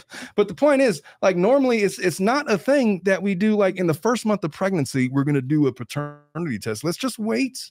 Like, isn't there like an 8 to 12 week where we have to make sure we get you through this point? You're on prenatals to make sure that the baby's going to be okay and there's not a miscarriage. Because she would just make it up anyway. She would just say, I went to Dr. McCool and they gave me prenatals, and you know, she makes it up. I got a sonogram. So here's what it is, right? You say, Omar, let's just wait. This is high pressure sales.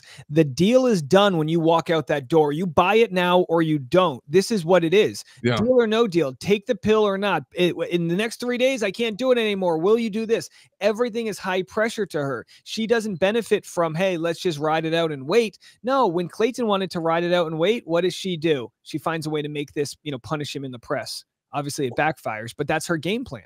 Well, and then she writes this bizarre email, that's the tightness one, where she's saying, hey, if you stay with me, then I'll get an abortion. Or no, she said, if you leave me, I'm definitely having this kid. And if you stay with me, I'm going to have an abortion.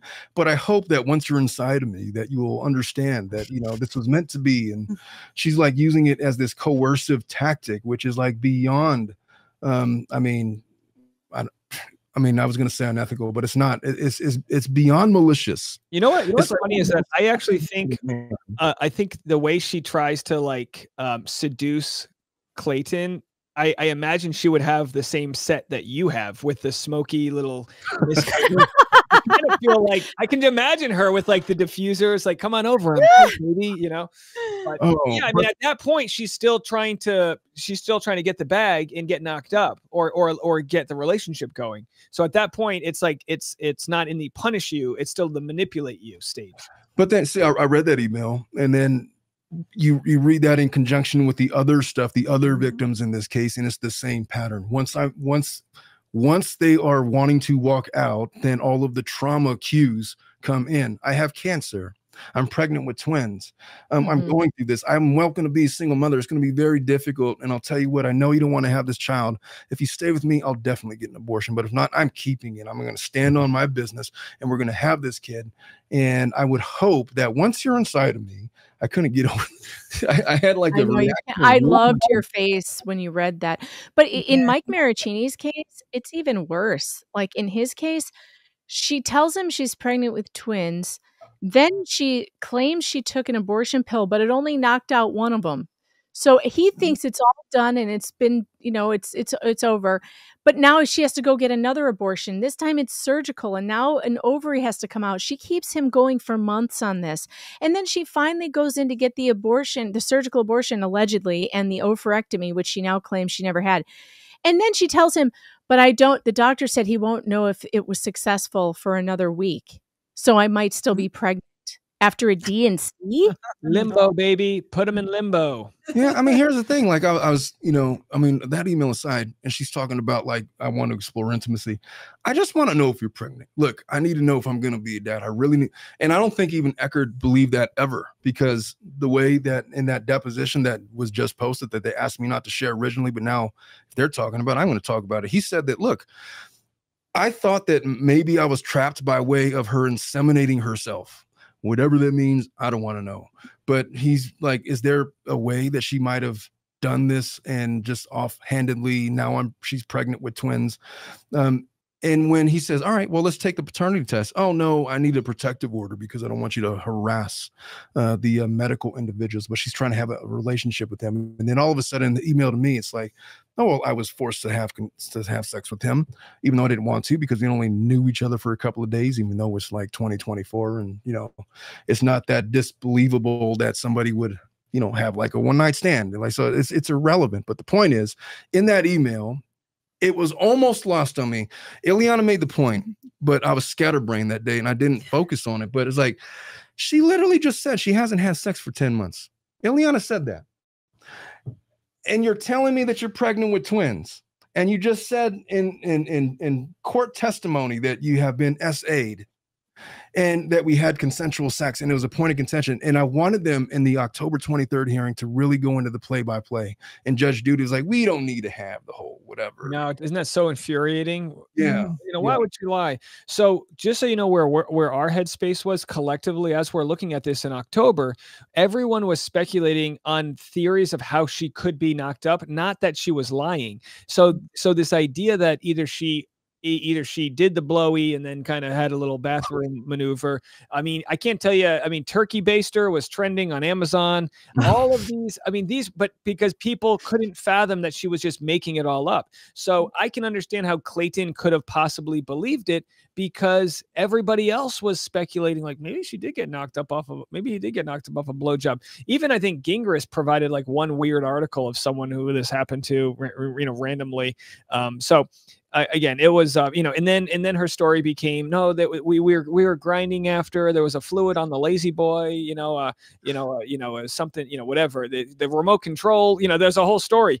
And, so, I mean, just good-natured people couldn't fathom the lies. And I think Clayton was a good-natured person, and he couldn't. How old is Mr. Eckerd? How old is he? He's about 30. Oh, he's 30. You know, if I was in my 20s or like 30, I could see being convinced or gaslighted into thinking that I had sex with somebody that I didn't think I had sex with. If I had an edible, which, you know, by the way, I accidentally bought edibles. Well, not accidentally. I bought edibles, not thinking that they were edibles. They're like gummies. I have them right here. Accidentally gave one to my wife. I didn't accidentally do anything. I definitely gave her an edible, but I didn't know. I'm not familiar. I'm not that cool, man. I'm not a drug guy. So like I might've smoked weed. I definitely smoked weed in high school, but I had this edible. I didn't know the amounts, and I gave one to my wife, and I gave her like 15 milligrams of THC or whatever it's called, CBD. And she like had this moment, like, I think I need help. I don't do edibles too often, but I'm not a fan. I don't like the way I could, but I'll tell you what, when I was on an edible, my whole point in saying that was if it was edibles that they did, that didn't cause me to forget. If anything, it caused me to be hyper aware that I was like loopy. Oh yeah, no. By all means, look, I love edibles. I mean, you sleep fantastic with a gummy.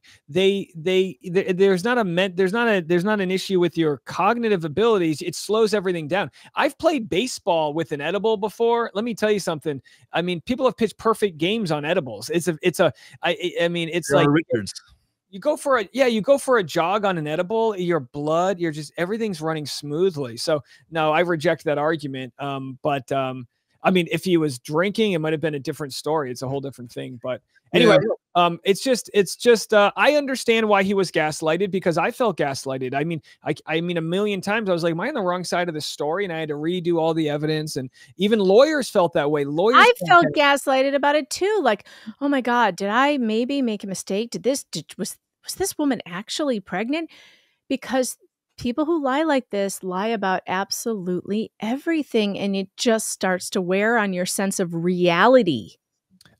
So I wanted to jump in with you guys, but I do have to take off. I did want to tease the hell out of the fact I just got a response from Megyn Kelly's producer, and I will share what was said on this afternoon podcast, The Rush Hour. What? So I like that look on your face. I think you look happy. I can tell my little bro is happy. That makes me happy. And I'm trying to think of any other tea I can give you guys, but the Chase Jones story, as far as it might not be the sexiest, but it could be that even on June 10th during this trial, it's not too late, that it could be that, even though I know you can't submit any new evidence, but it could be that this is the sort of just icing on the cake here. You can submit evidence for impeachment purposes. That's always available. So if that's what it's leading to, then yeah, that could come in. Yeah. So I know Gingrich wants proof she lied, but unfortunately, we can only provide proof she lied and proof she faked being a black man to cancel Clayton. So anyway, you guys are doing great work. Keep it going. I feel like I'm you guys got it. You guys got this party handled. So I'm going to go listen while I go get some other stuff done. But Rush Hour podcast for those, it'll be available in 2 hours. All right. And thanks so much for covering this case. I really appreciate you. Hey, thanks for coming in, man. I just want you to know that I'm rebranding the cult of Dave Neal as the cult of truth seekers. Nice. And maybe when next time I'm in in your area, we can do some dips together or something. Yes, I got that good puffy tricep thing going on. We'll do a dip battle, me and you. Megyn Kelly will lose her mind. You got to do squats because those short shorts. You need to up your squats. I'm wearing look at these guys. I mean, I'm like fully short. I've got the whole. I'm wearing my bathing suit today because that's how my baby peed on me. So I'm like, you know what? We're just going to go to the pool. If this kid's going to pee on me, I'm going to be mad. Oh, it gets worse. It's only going to get worse, sir. I can't save you from that thing. But thanks, guys, and good luck. Have fun. I'll talk to you later. All right, Dave. Have a good one. Bye, Dave. Bye. Oh, that was fun, man. By He's the way, so funny. I can't do the squats. I can't do the regular ones because I have bad knees. I got to do the sissy squats on the machine. I still do them, but when I was younger in my prime, I made a comment to that like that. When I was in my prime, and Melissa gave me like the weirdest look, like you in your prime. Okay, we have to continue our. All right, let's get back to it. Let's do a cross exam. Okay, where did I put that email? The one. I can't wait for this. I have all the answers. Oh boy. I wasn't planning on doing a mock cross exam. Hey, Iliana. I want you to object this time. Last time I tried to do this with Kessinger with Dominic, and he was like, hey, Dominic, you could list objections at any time. I was like, ugh. So I'm going to object on... Object to my questions when they're objectionable. Like, for example, the first one that led off with, isn't it true that you believe that you have a magical vagina that could somehow give you mental clarity? Objection, Your Honor. What the hell was that? I will... Okay, let me get to the portion. I forgot why I was even trying to reference the email because I was questioning you about stuff specifically. I lost my whole train of thought. It was about the tightness email. That's the one you wanted. Oh, yeah, where I was going. Okay, so let me just reread. If you either don't get back to me tonight or you have the final word that you don't want to date and choose the outcome of the pregnancy, we're 100% having. Okay, Miss Owens, isn't it true that you, in an email, asserted to Mr. Eckerd that we are 100% having the child and there is no going back?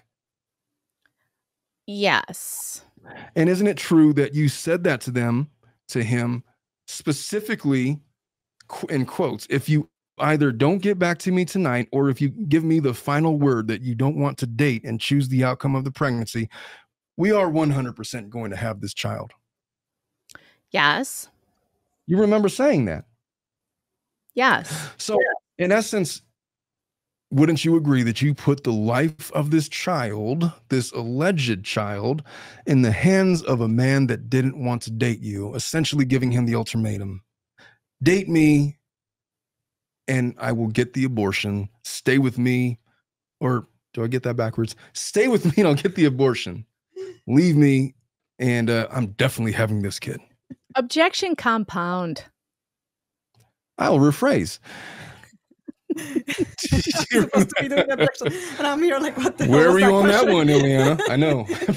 I'm literally doing this on the spot. You're gonna have to break that down, counselor. Okay. So, is it fair to say that you put the life of this child in the hands of Mr. Eckerd? I wanted us to make a decision together. That wasn't my question, though, was it, Miss Owens? My question was, isn't it true that you put the life of this child in the hands of Mr. Eckerd? No. But you told him, if you stay with me, I will get the abortion. If you don't stay with me, I'm having this child. You told him that, didn't you? Well, I told him we had to agree to try to have a relationship because I was pregnant. Miss Owens, wouldn't you agree that you did not just answer my question? I'm sorry, I don't understand. Miss Owens, let's try the question again. Isn't it true that you told Mr. Eckerd, if you stay with me, I will get an abortion. If you don't stay with me, I'm having the child? Objection, asked and answered. It was not. I'm the judge. Overruled. He's overruling it. You can't overrule your own question. Well, didn't she say, like, agreed already to that? She said that in the email? Like, I did. Made that question. Okay. She did. Well, then I'll sustain it. The answer was yes to that question. Okay. Wouldn't you agree, Miss Owens, that that is an extremely coercive way to question another man insofar as you're trying to pause? Let me rephrase.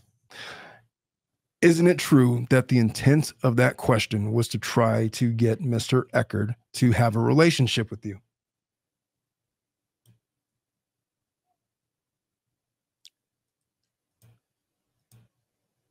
Well, I thought it would be best for the baby. In what regard? Let me explore. Owens, let me stop you there. Let's explore that comment. You thought it would be best for the baby. If Mr. Eckerd decided, okay, I'm going to be with you forever, isn't it true that according to that email, the child would be dead? He hadn't made up his mind yet. He said maybe adoption, maybe he wanted full custody, maybe I would have full custody. We didn't have an agreement. Miss Owens, don't you want to answer the question? You want to come, you want to answer my questions, don't you? Objection, argumentative? Not really. Overruled. So you don't want to answer my questions. Don't you want to tell the truth? Miss Owens, don't you want to tell the truth? I 100% always tell the truth. Okay. Well, All the way. Okay, let me ask you the question again, and it's simply a yes or no question. Miss Owens, isn't it true? You just made a statement, and in your truth, you said that what you're doing was in the best interest of the baby, correct? You just said that. And us. Our relationship. All right. Isn't it true then, had he decided to take you up on your offer and remain in a relationship with you, that you would have had an abortion? If that's what we agreed to. Okay. Well, I guess he understood the question. So how in the hell? I jumped on my lawyer. This child. If this baby would have been dead, had he chosen to stay with you in the name of love or whatever? Maybe, or maybe he would have, if he had given me a chance, decided that I would have been the love of his life and we would have a family. Miss Owens, you said in your email, I have proactively worked to arrange prenatal paternity tests, multiple tests myself, correct? I did. I even paid for it. Can you provide this court, now that we are 10 months into litigation, with full batteries of discovery having been completed, with one verifiable test that you have not altered that will prove beyond not a reasonable doubt, just give you a reasonable belief that you were pregnant? Can you provide to this court a document other than the HCG test that confirms that you were pregnant with the child of Mr. Eckerd? I have mountains of evidence. Show me one. Show me a hill. Show me a foothill of the mountains that you've accumulated. Objection. Where's my lawyer? He was being argumentative. That is argumentative. You may answer the question. Overruled. You may answer the question. Highly relevant. Highly relevant. This is the core issue. Highly relevant. Answer the question, Ms. I've forgotten the question. Show me one document of your mountains of accumulated evidence that suggests that you were reasonably pregnant. That's other than the HCG test that you suggest in this email that you've taken multiple tests to confirm your pregnancy. There's a sonogram. Where is it? I submitted it to the court. My lawyer has given it to you in discovery. Isn't it true that your lawyer has given us all of discovery, and not one of the documents that from your responses has there been a verifiable sonogram? Isn't that true? No. Oops. I stepped on you again. That's great personal knowledge. Well, okay. Let me rephrase the question. You're aware of all the documents that were submitted in discovery, correct? There's been a lot. I don't know.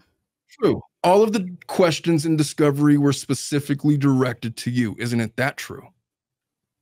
Yes. You were the petitioner in this case, correct? Yes. Not your sister, not your attorney. No. That means that all the evidence would have come from you, correct? Or my doctors. No. The questions were specific to you. All of the answers from the discovery subjected to you would have generated responses from you. Isn't that true? I don't understand the question. The question is, you admit that you have complied fully with discovery, correct? I don't know your rules. I hope my lawyer has complied. So your lawyer has requested of you responses from questions that came from, I'm playing Eckerd's attorney, right? From myself, that would have generated responses from you, correct? Yes. And you have answered all of those questions 100% truthfully, correct? Always. And you're aware that we have requested on numerous occasions one verifiable document of an ultrasound that would prove that you had a reasonable belief that you were pregnant when you filed this paternity test. Isn't that true? I think so. I need a yes or no from you, Miss Owens. This is serious. You have wasted this court's time. Let me just say this. You could object. I'm being argumentative now. I'm definitely being argumentative. I know, but I'm getting lost between like all this that is so entertaining at the same time. Like, wait, I need to hear as the attorney. If you're viewing this as entertaining, I want you to imagine that Judge Mata is going to be very curious about these responses. Any objections are likely to be overruled. Okay, but the question is very simple. You have complied with discovery, correct? I think so. Okay, because to not comply with discovery could potentially result in sanctions and terminating sanctions and dismissals of petitions, and all bad things could happen. You're aware of that, right? I had to file complaints against former attorneys because of the bad job they did. Your Honor, she's being non-responsive to the question. I am not being non-responsive. They did terrible work. There is an objection. Let the judge rule. That's okay. Iliana, rule on that objection. The non-responsive objection. Well, it's going to be granted. Yes. Sustained is the correct. Yeah, it's sustained. Yeah. I always do this to Iliana. I always put her on the spot. Hey, I say blah, blah, blah, blah, blah. Iliana, what do you think about that? And I'm like, wait. What?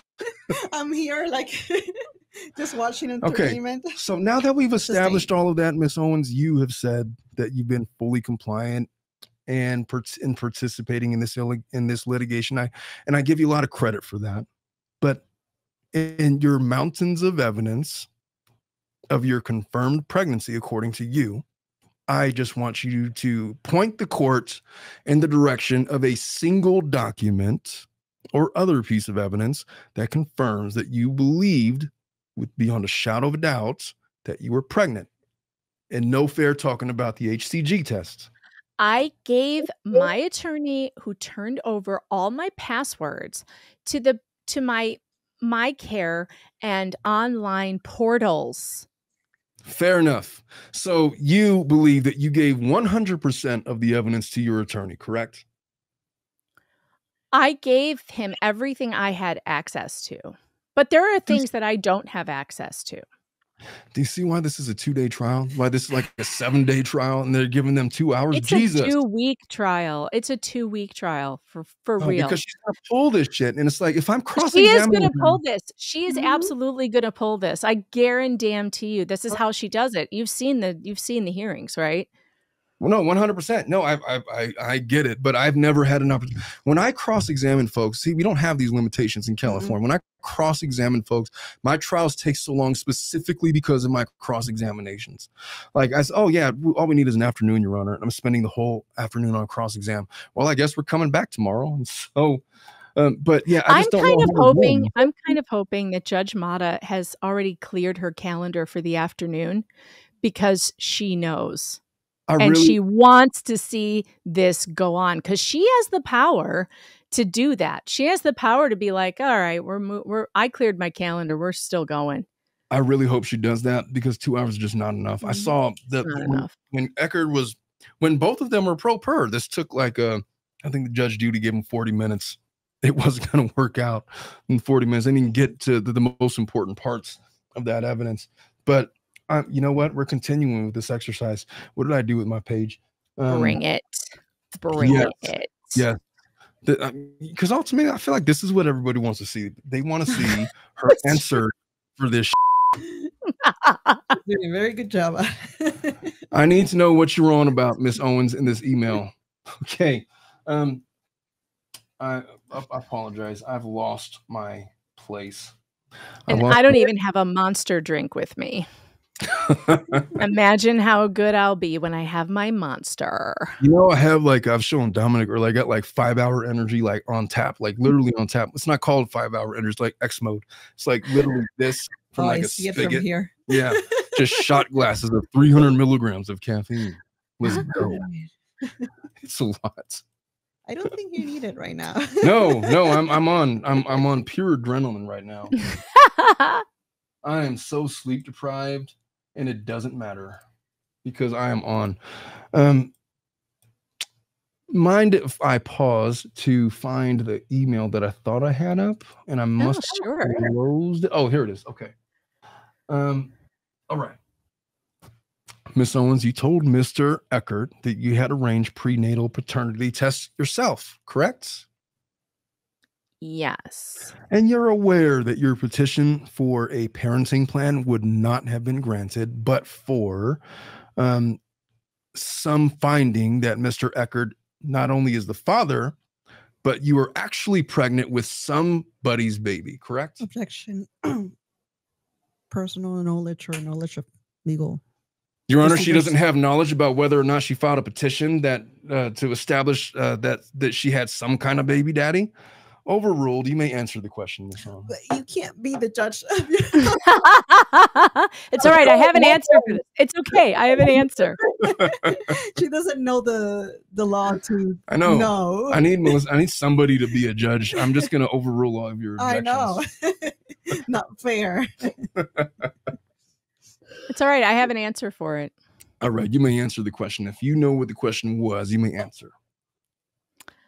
I know that I am allowed to file in Arizona without knowing whether or not the paternity of the child. And you would have had the same ability to file that petition 6 months later, correct? Yes. And if you had filed 6 months later, not only would you have been further along in your pregnancy, but you would have more evidence of your established. No to what? You're assuming that if I filed, like, what is that no for? I filed later. I was not expecting a no.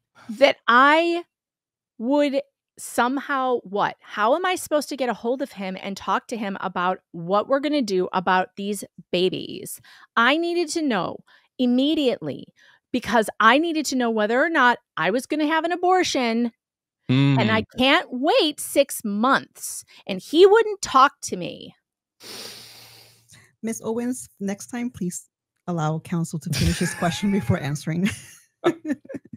I don't even remember what I asked. I don't know what that response was in response to. I had to go into judge mode before going back into what's his name? Sorry, Your Honor. By the way, if anybody was a judge between myself and Iliana, it would 100% be Iliana. She keeps me in check. Like I sometimes go off the rails, and she's like the one to reel me back in. She's the responsible one of us too. Responsible. Oh God. You have to, and also you really need to remember her facial expressions during her hearings because I'm trying to get those down. Whenever she's talking and it's her turn, like with her lawyer, her facial expressions are all like, "Oh, poor me," and then the second it's the other attorney, she's like,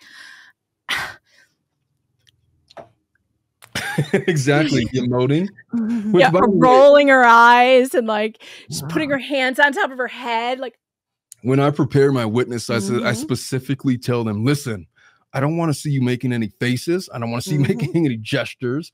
You need to have a poker face. Exactly. Poker face. Her face, she does not have a poker face. Poker face is how we got into this situation in the first place. But she does not have a very good poker face.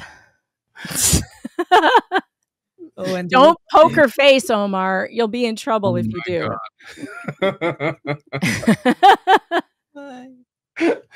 Oh, I will do my best. Okay, Miss Owens. Yes. I'm going to step out of turn here and ask you to explain why you emailed, since we've confirmed that this is a legitimate email from you, Mr. Eckerd, the following. And we're reading it together. There really are only these two outcomes. So if you want to keep believing there's not a pregnancy or that you're not the father, you will be sorely mistaken, and it will be too late for us to consider. Well, run on sentence. Let's limit it to 8 words. There really are only these two outcomes. What did you mean by that, Miss Owens? Well, there's only 2 outcomes for the situation. It's either abortion or keep the babies. There were 2 of them. Okay. And just to confirm, you said that you were going to get an abortion if what result happened? Well, we hadn't decided. He wouldn't talk to me. And he didn't want to talk to you because he thought that you were trying to coercively manipulate him into relationship. Isn't it that true? Objection. And I can't think what the objection. How would I know what he said? You go into the Dutch mode. I can't even remember what the question was, but I know it was objectionable.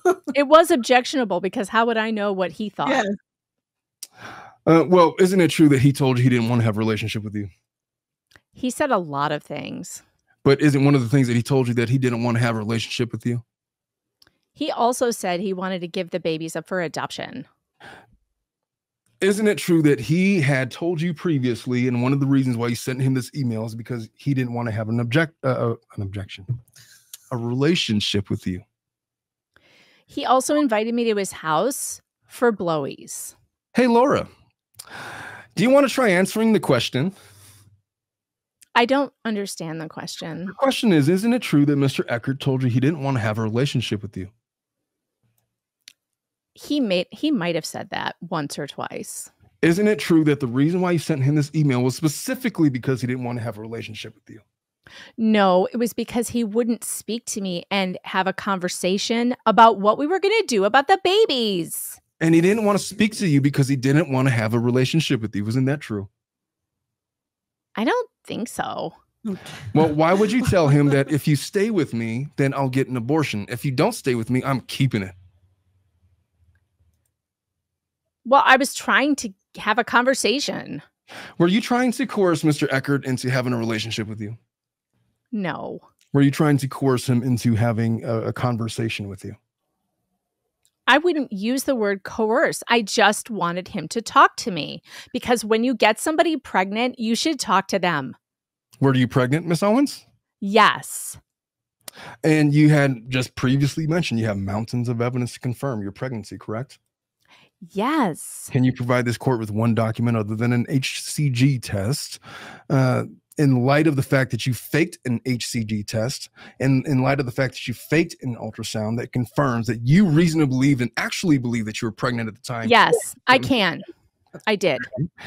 I will. I'm going to say from her attorney, please wait until he finishes his question before answering in case I have an objection. Salient point from the judge over there.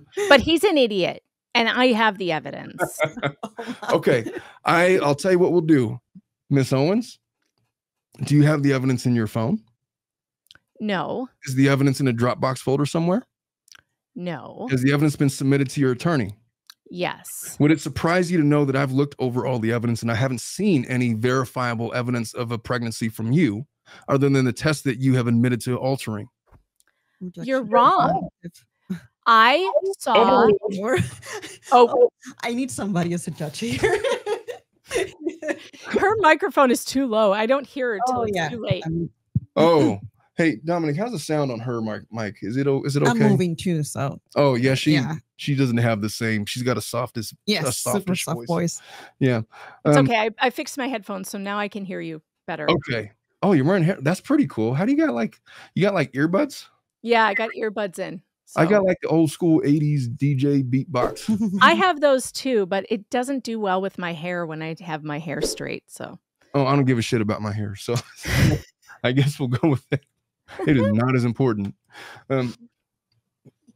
Iliana, could you go back to the transcript? What was the last question that I asked? I'm the clerk now too. So the last. You asked about would it surprise you to know that I looked at all the evidence and didn't find any verifiable evidence? Mm-hmm. Okay.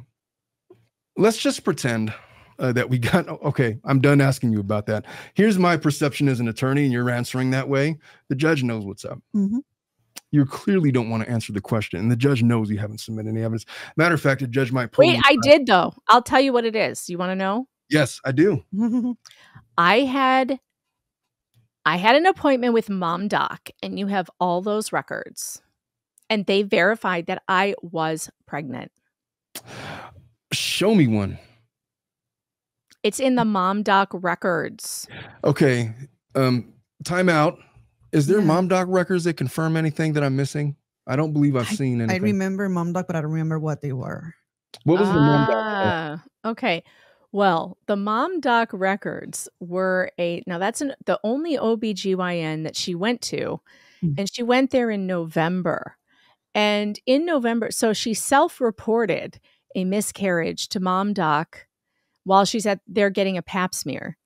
And so they wrote it in the records that she had bleeding and spotting a couple weeks before. Was it confirmed as a miscarriage? And no, they never did any confirmation, but they wrote it in the record that she reported she had this bleeding, and then they said it was probably a miscarriage. Well, the doctors, they don't verify, like from personal experience. They'll ask you and you'll tell them if you had a miscarriage or not. They'll note it down and then that's it. Because it recently happened that they have a way of verifying through blood test. It's just what you tell the doctor. So she could just self-report and be a lie. So her attorney is going to rely on that. And then as an evidence of a possible, but they based it on information. Okay. That she gave them. Yeah. Miss Owens, let's talk about the MomDoc stuff. I know that you submitted that, and I know that they have said that it may have been from a miscarriage, but isn't it true that they based it on information that you personally told to them? My personal experience. Your personal experience was that you gave them information for which to make a diagnosis of, correct? I don't understand the question. So you, when you went to MomDoc, went to them for a specific purpose, true? Yes. And the purpose was what? A pap smear. Okay, and you told them that you had certain symptoms that you thought was related to pregnancy, correct? Yes. And they made a finding, says, oh, well, it may have been from a miscarriage, true? That's what they told me. It was a miscarriage. But what they didn't tell you is that you were definitely pregnant. Isn't that true? How could I have a miscarriage if I wasn't pregnant? Well, nobody told you that you were pregnant. They said, yes, they did. Objection. Argumentative here. That voice, man. I know. They did too. They did. Okay. All right. I'm going to judge, like, folks, let's calm down. I know. You'd be surprised at how many times the judge tries to reel me in like that. And it's just, my cross exams are the best. I literally, my last cross exam I did, the last one in a trial, the guy that I was cross examining literally said, "I hate you."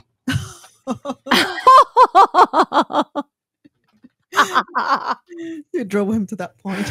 Oh, really... Are any of your well, no, you do family court, so your stuff isn't live streamed, is it? That's too bad. I would carry that live all day.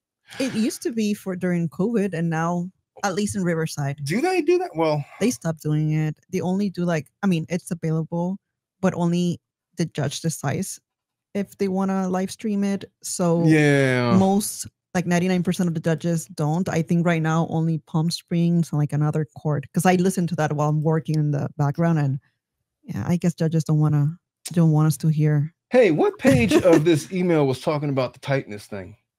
Oh, God, you're still on that. Oh, God. I've been trying to get to that. Wasn't I like towards the end? That's what I thought. I can't. You had it up before. I have it up now. I think that's what she said. That's what she said. Sorry. Sold for $300 to me. The hell's that? It's the only gavel I could find. It squeaks when you bang it. That's what she said. Is it this thing? I don't know. My screen's doing something weird. Important promise. Do you realize how big of a deal? I would love to be a mom and want that in your future more. I think this was after. It's like in the third paragraph. If you're looking for the tight comment, it's like 3 paragraphs down. Clayton, I have prayed. Second paragraph, I have time to reflect. Third person, no person in the right mind. In addition for photos, Scottsdale prenatal, of course. Oh, I would have never threatened to go to the media. I feel like when I read this email the first time, it was like on page 2. Now we have the abortion. If you don't got, hey Dominic, could you find me like a better copy of this email? I think I have like this thing on like a Twitter post, and I don't. Hey, if anybody out there, I think Hey Bales or whoever is in the chat, you can send it to me on a Twitter DM too. I'll get it. Yeah. Because I know it's out there. I've got it all over my Twitter page somewhere, but it's probably buried. We laughed at that email. Oh, so hard. Well, you got my reaction to it in real time. It's like we were talking about one thing, and then we're talking about how tired I am. I was like, "What are we doing?" I'm trying to find your email, Dominic. The one you had sent me that day that had like the full thing. Okay. So I have the Twitter one. The Twitter one. Okay, what date was it? It would have been 24th. So then there's this one you sent me that was real blurry, and then there's this one that was like a wiki image. I want to say it was probably the wiki image one. It's downloaded right now. Yeah, I did the same thing last time too. Here, I've got it. I have it too, but this one is pretty blurry. Are you looking for the transcript? Yeah, I think that was on Clayton's justice.com or the Twitter thing. Okay, I have it up right now. Okay, I think this must be it. So last time, yeah. All right, so you haven't given a choice. Photos. Come home tomorrow. Oh yeah, okay. This is kind of the big smoking gun. I feel like in this case it's the big smoking gun. All right, Miss Owens. Let's just assume that I'm giving you the benefit of the doubt. Okay.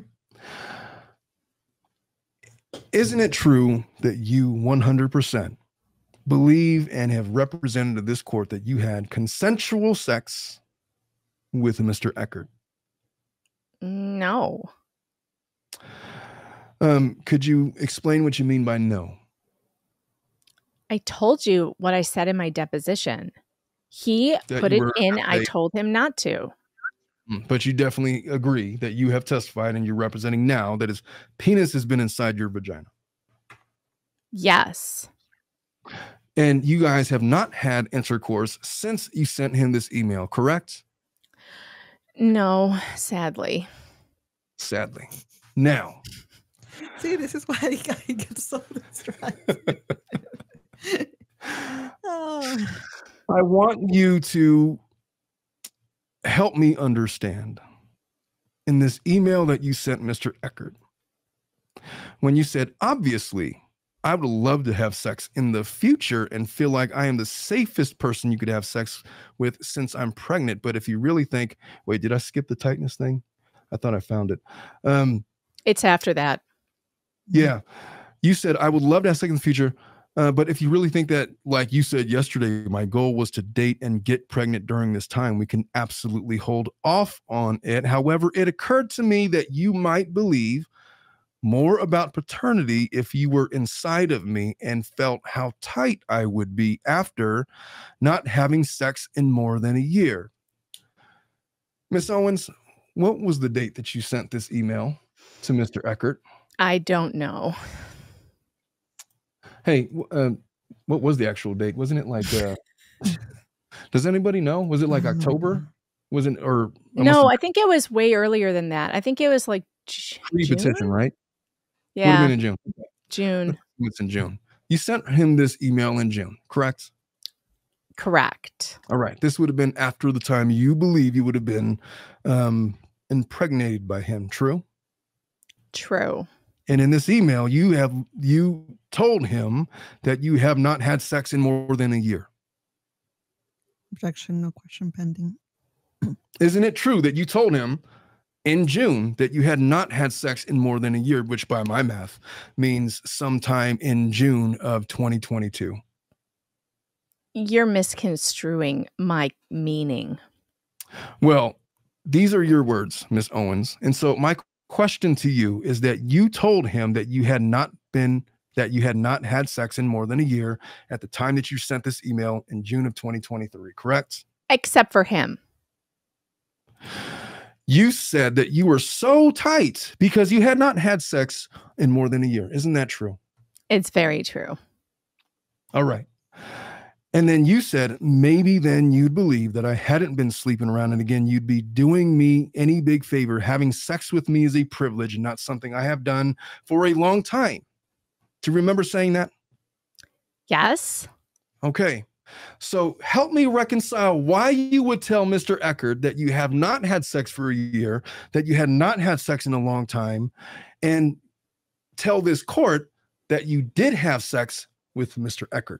Objection, compound, and argumentative. Objection, overruled. No. Compound. The question was, explain why you told him that, given all the other stuff. You may answer. Because he didn't remember. What didn't he remember? Being inside of me. And why do you think that is? He was high as fuck. But you remembered, correct? Yes. You remember it all. I do. You remember his penis going into your vagina? Yes. Which would have canceled out your statement right here that I have not had sex in a long time, because by your words, isn't it true that that would have meant you just had sex like a month ago? No, other than him. I was talking about other people. It's so clear. Oh, Miss Owens, but you didn't say other than him. You said I have not had sex and you did not qualify it. Isn't that true? Objection, argumentative. Overruled. I mistyped. Super sustained. No. I'm getting to him. He's breaking.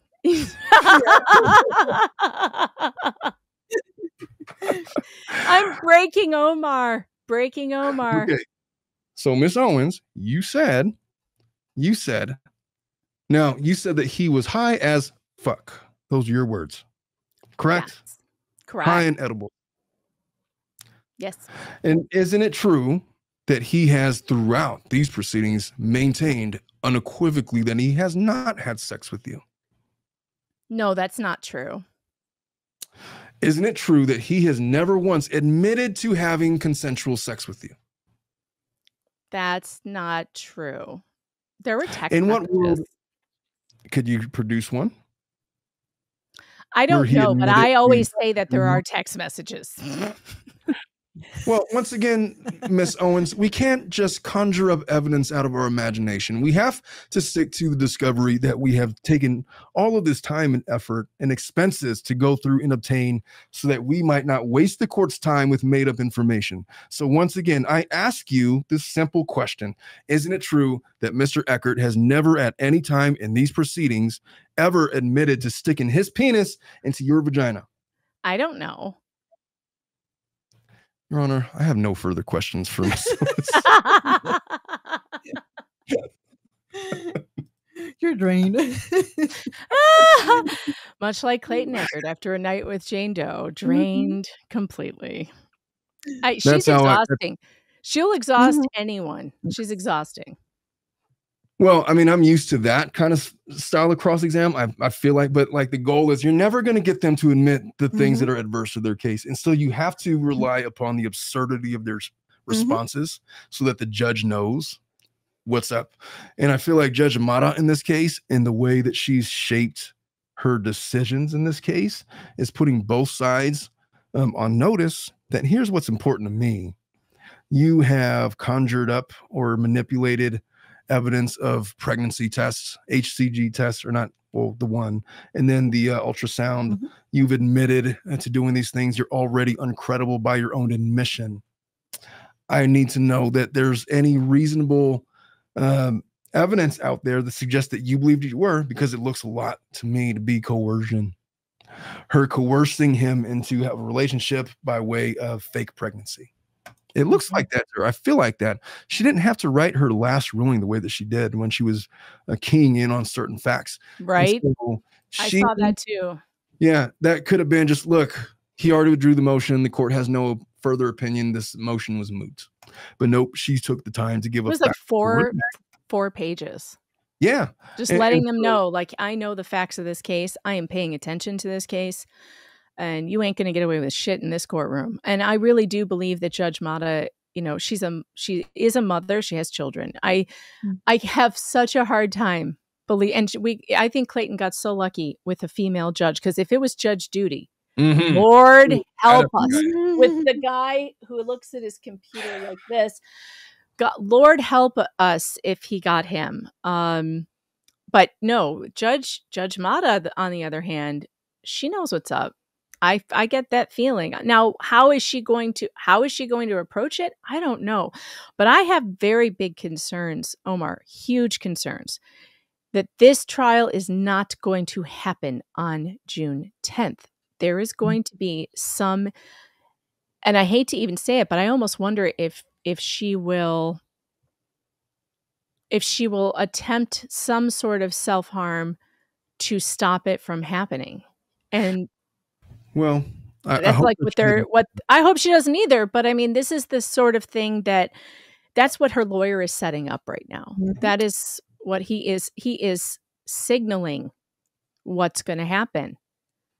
I would be very surprised if this trial goes forward on the 10th. Yeah, my initial thought when I saw that blog post is that he was setting up potential damages for a defamation suit, but it doesn't make a lot of sense knowing how little meritorious evidence there is to support a defamation claim. He's setting up for damages. My thought, look, if I was representing Laura, I would sit her down and I'd say, look, you've told these lies that we've admitted. We're not going to overcome these lies. Here's what we should do. We need to settle. Mr. Eckerd has said, I think he said at some point that, look, I would have been willing to dismiss the whole thing if she would have just come clean and tell the truth, because I don't want anything bad to happen to her. And then I heard him say on the Kirk show, what's his name? Kirk. He went on some show yesterday and did an interview with that one guy. Who am I talking about, Megan? Kirk something. Clayton. Oh, Charlie Kirk. Charlie Kirk. Yeah. So he goes in and says that, yeah, she opened this petition and I'm keeping it open because I want her to pay for what she's put me through. He said in so many words, basically that, and he tells a story. I'm not a really big fan of that guy. I'm not sure why he's me either. But I listened to it because of the Eckerd thing. I thought it was a great interview though. And I think that Clayton was absolutely right to go on it because Charlie Kirk has a couple million followers. Yeah. So again, like with this association thing, everybody's always upset about. I don't care who it is. I'd go on anybody's program if their audience was there. I would go anywhere and tell my story because, like Dave always says, I feel like I'm totally in control, and so is Clayton, of telling his story on any platform and holding his own. And he really did. He did a wonderful job on that show. Yeah, he did good, and he was. I mean, he was almost like boyishly innocent and just kind of telling his story and trying to relate what he's been through. And look, I did want to spend some time talking about, I feel like people don't think that I've given victims of this kind of thing enough attention. I want it to be known that I've represented many people like Clayton Echard that have been falsely accused of child abuse, of domestic violence, of SA, and for the purpose of keeping those people away from their children and how it affects them and the way that people will make up these false allegations to get the upper hand in a custody case is when really like 95% of the time we deal with. I'm very sensitive to what he's going through. I represented people on both sides, and the damage that it does. It's so easy for a female to lob out an allegation like that. And ultimately, I feel like everybody's first instinct is, well, why would she lie about those things? Because most of us know people that have legitimately gone through that kind of stuff. And, you know, when Laura first came to me with this stuff, I was like, hey, if that really happened, that effing sucks. Yeah. And you got my full support. I want to look at the evidence and see where this is going, and I'll make my decisions then. And now I have looked at it, and there's some very obvious patterns of communication that she has when she feels that she's going to be left. Is that abandonment issues? Is it, you know, some other issue, some trauma response, or is it the result of a sociopathic, narcissistic individual that likes to manipulate people for their own purposes? I'm not qualified to make a decision one way or the other. I will say that the damage it does, and Mr. Eckerd had referenced that she had actively went to his employer to let them know what a bad guy he is, and did a bunch of other things. She brought this lawsuit against this paternity lawsuit against him to try to get a parenting plan. She went to the media to let them know what a bad guy that Eckerd was. She did a TED talk about another guy, about what she claimed was DV. I saw, and Megan, I didn't know what you guys were specifically talking about, but you had superimposed like images of injuries. Oh, that's new. Yeah. That just happened. So she sent it to Mike Maricini in text messages. She sent a photograph of herself in the hospital where she claimed to have been, she was stringing him along with I'm going to get an abortion. I'm going to do that. I'm going to get an abortion. And then she ended up in the hospital for some unexplained pain or whatever. And she said, they're getting me fluids so that I can have the operation tomorrow. Her, abortion, allegedly. And the picture that she sent is the exact same. And she sent that back in, I don't know, years before the TEDx talk. Same picture she used in the TEDx talk to say that was after a night of Mike Maricini beating her up. Where in the email, the text messages to Mike, it's, I'm in the hospital because I need fluids. I'm dehydrated and I can't go have the abortion until I get rehydrated. It had nothing to do with any kind of domestic violence. We found that yesterday. And speaking of people that she went to destroy Clayton, here's one that's very interesting. So here is an email. Let me show you this. So this is one where if she wasn't judgment proof, and I do believe that I think she is. I don't think she has her own money, and I don't think that she is someone you can actually sue for defamation and get anything out of it other than huge legal bills. But if you want to pull this up on the screen, I want to show you this email. This is the email that Laura sent to the event organizers for Hope Conference, which is a suicide prevention event, right? And she emailed, this is diabolical. Now, this is a blurry email, but I transcribed it up here in the highlighted text. It says, this is what she sent to the organizers of this event that he was speaking at. I have been very scared of the future and lonely, and confided in Clayton on July 30th that I was feeling borderline suicidal. He chose to ignore me, knowing that if I hurt myself, I would kill his unborn twins. Keep in mind, she keeps telling him she'll abort them at any time if he just dates her. Yeah. I still have not received a response. The only reason I felt this way is because of him and how he has treated me throughout the process. He acted like I was ugly and not worth his time or effort to try to date despite our situation. She's not even ashamed to tell people that she's trying to force this dude to date her. Yeah. He has demonized me, been extremely demeaning, and has gaslit me throughout the process. Based on how he has treated me, he is the last person who is qualified to give a speech about suicide prevention and intervention when he doesn't even care if the mother of his children took that final action. And Eckerd has legitimately lost gigs because of... They fired him, yeah. Yeah. He didn't get this gig. I agree with you. She's probably, I guess, judgment proof. I don't know what you're going to get out of her. I don't know what her finances are. I've heard or read that her parents have been funding the litigation. I don't know. There's others that have done deep dives on that. I have not looked into it at all. Well, I mean, we think that they would have to be because the only job that we think she has is this horse trading, buying. It's basically like flipping horses. You buy a horse that's on the way to the glue factory and then feed it some and get it back to health and then sell it to somebody. She appears to do that, which is a perfectly, legitimate thing to do, but it's under her, I believe her parents own this, operation. Yeah. I don't think anything is, I don't know if anything's in her name or if she lives on her parents' property. There were reports in Mike Maricini's text messages. There was some talk about her dad paying her, $250,000 a year for unknown work. I don't know what work. I don't know. What would you think would happen to you if your parents gave you $250,000 a year just as an allowance in your 20s, and you're like, just go live your life. Here's $250,000. How do you think that would have affected your character? God, I can't even imagine it. I don't know. I could tell you 100% I would not be a lawyer. I'd be living in Spain somewhere, or I don't know. Right, like just screwing around, like just partying. Yeah.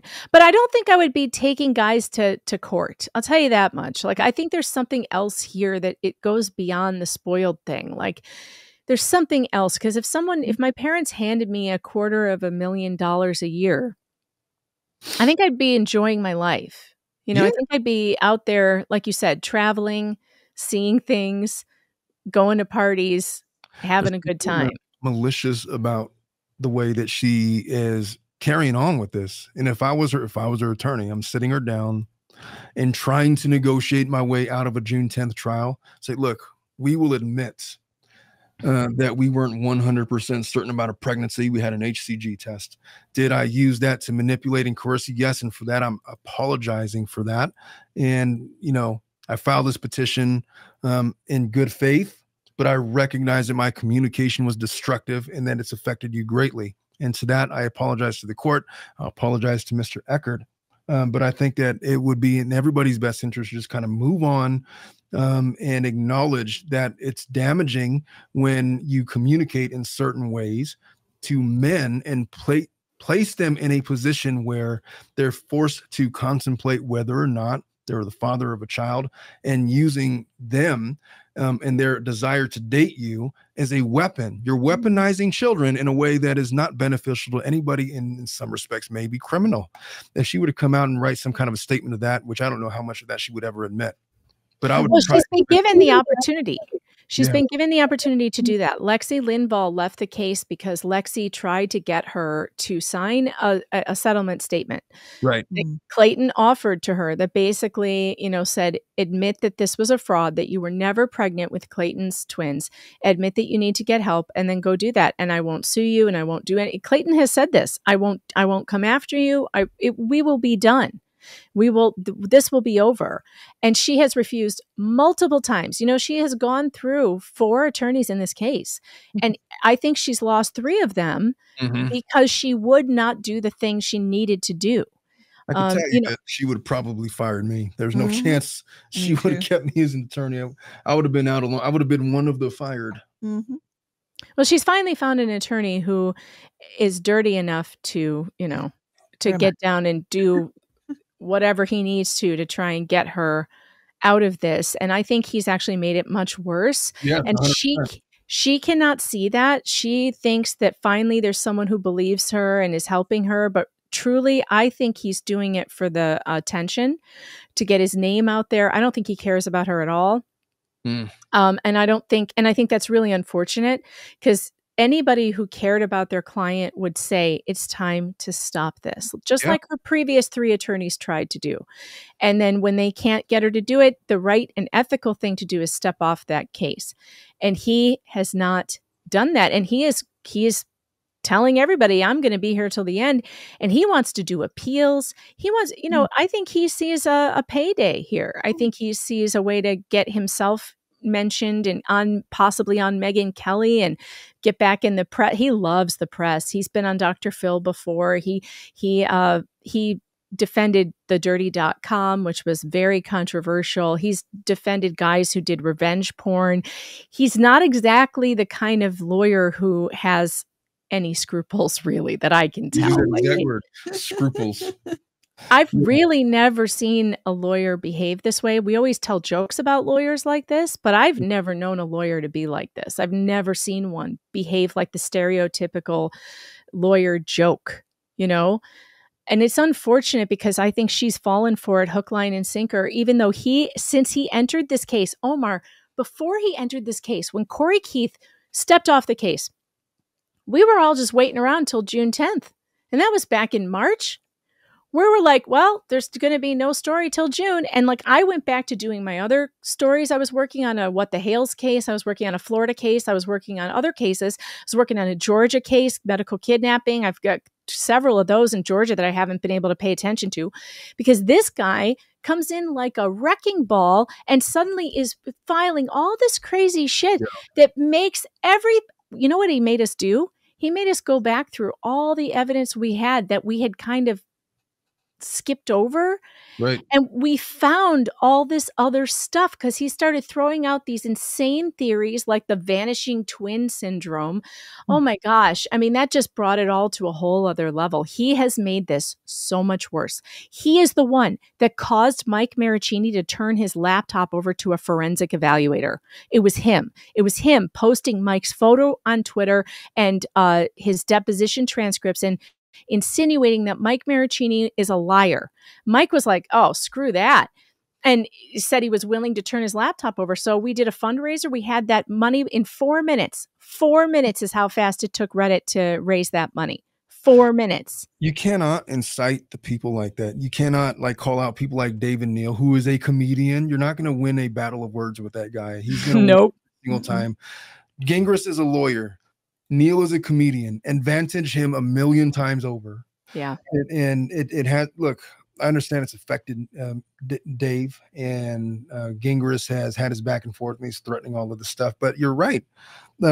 His community, Dave's community, went through all of this other stuff, all of these 11 years of evidence by my count. It was in from like 2014, that timeline, and like is calling her out for all of this other stuff. If anybody is guilty of inciting this movement of people supporting Mr. Eckerd, Gingras is like at the top of that mountain.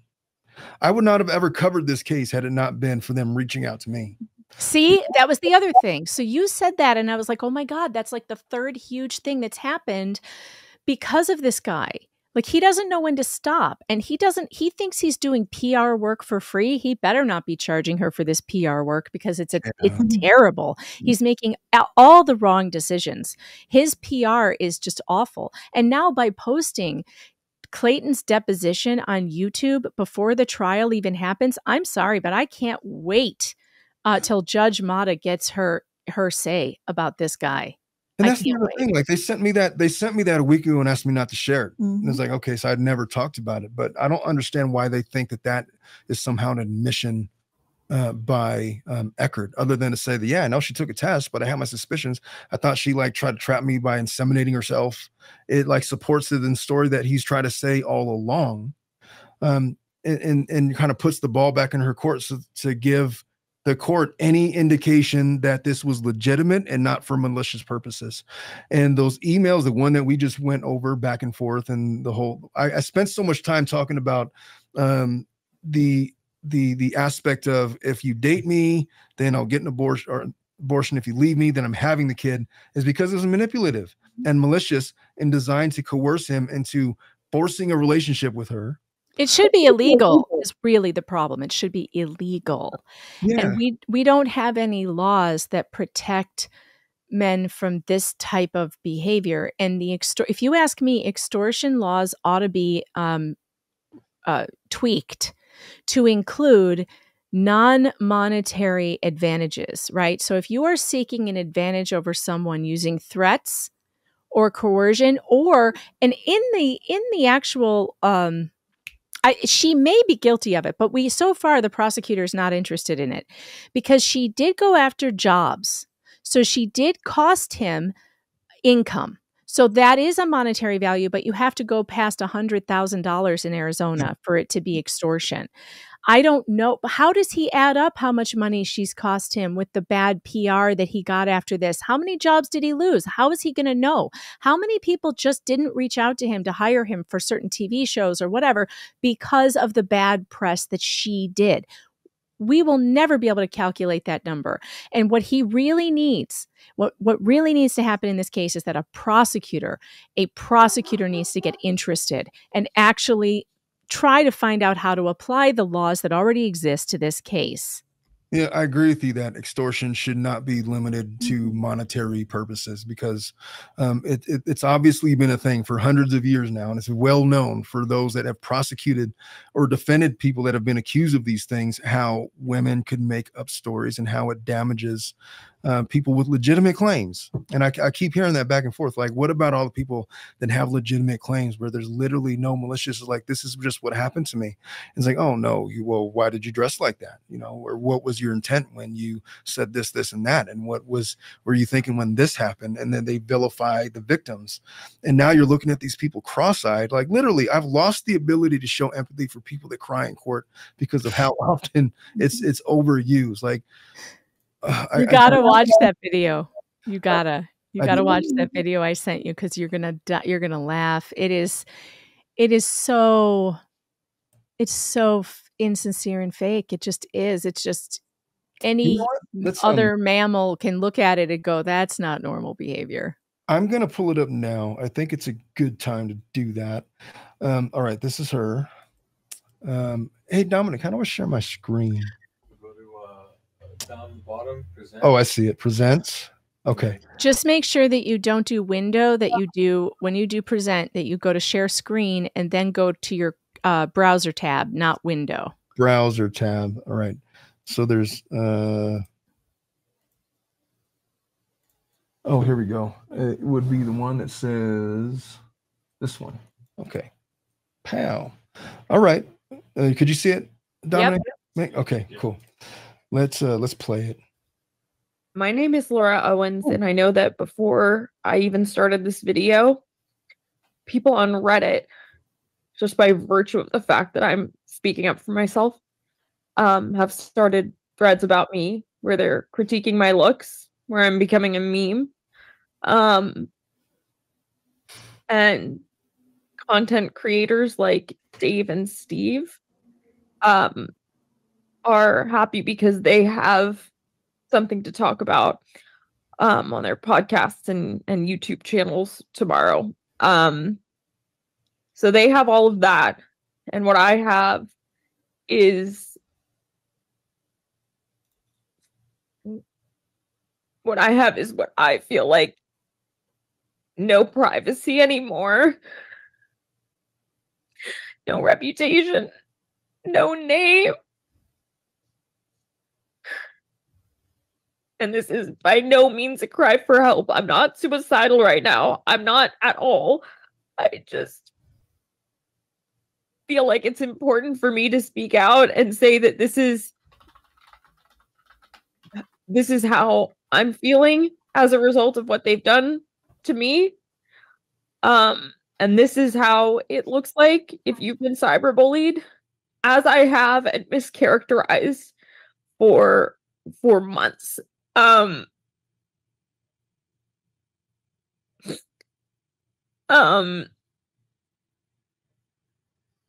I became pregnant by The Bachelor, there were two men who I have restraining orders against who contacted that Bachelor, who contacted content creators, and they decided that it was free game to talk about my past.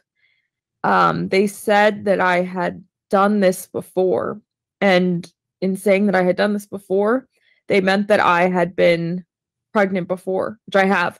I've been pregnant twice before, which is something that I really didn't want to come out because I thought people would judge me for it. And people have already, I know they have. And I did have 2 abortions in the past, but it was not their right to say that. Like, I wasn't ready for that to come out.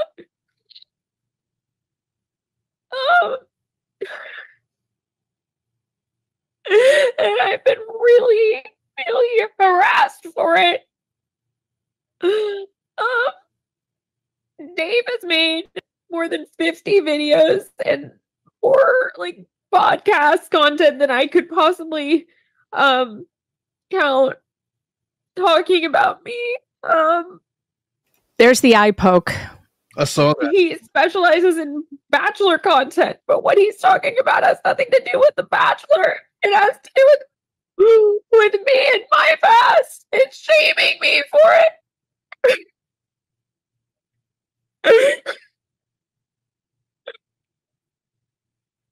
And it's like, I feel like anything that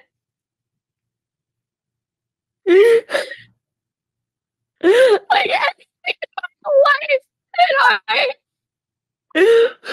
was like embarrassed or ashamed of, like these 2 prior abortions have just been brought to light and have been like just things that have helped him monetize the channel.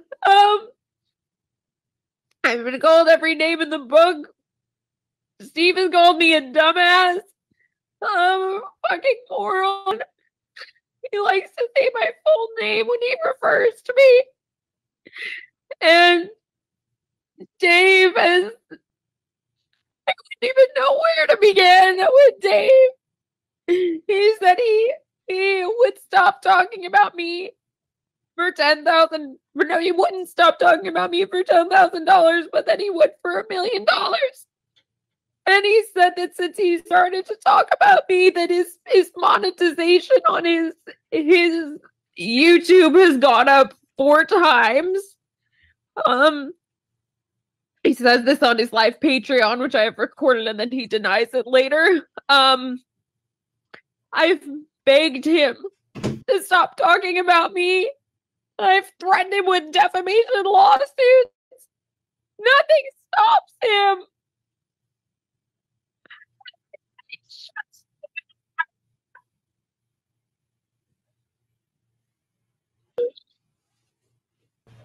And he keeps teasing that he's going to talk about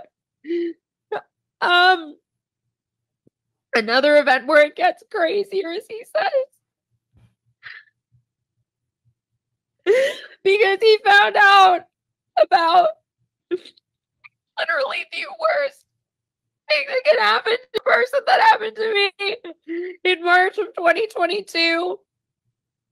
I really don't want to talk about this.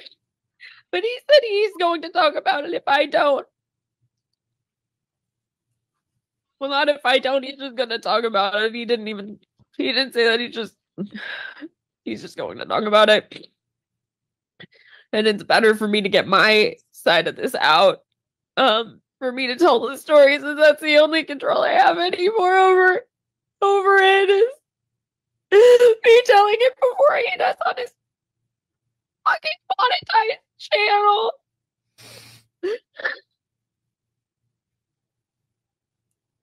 All right. So in all of that, not a single tear was shed. Nope. That I could find. I think she may have had a little bit of wetness after the eye poke. Right.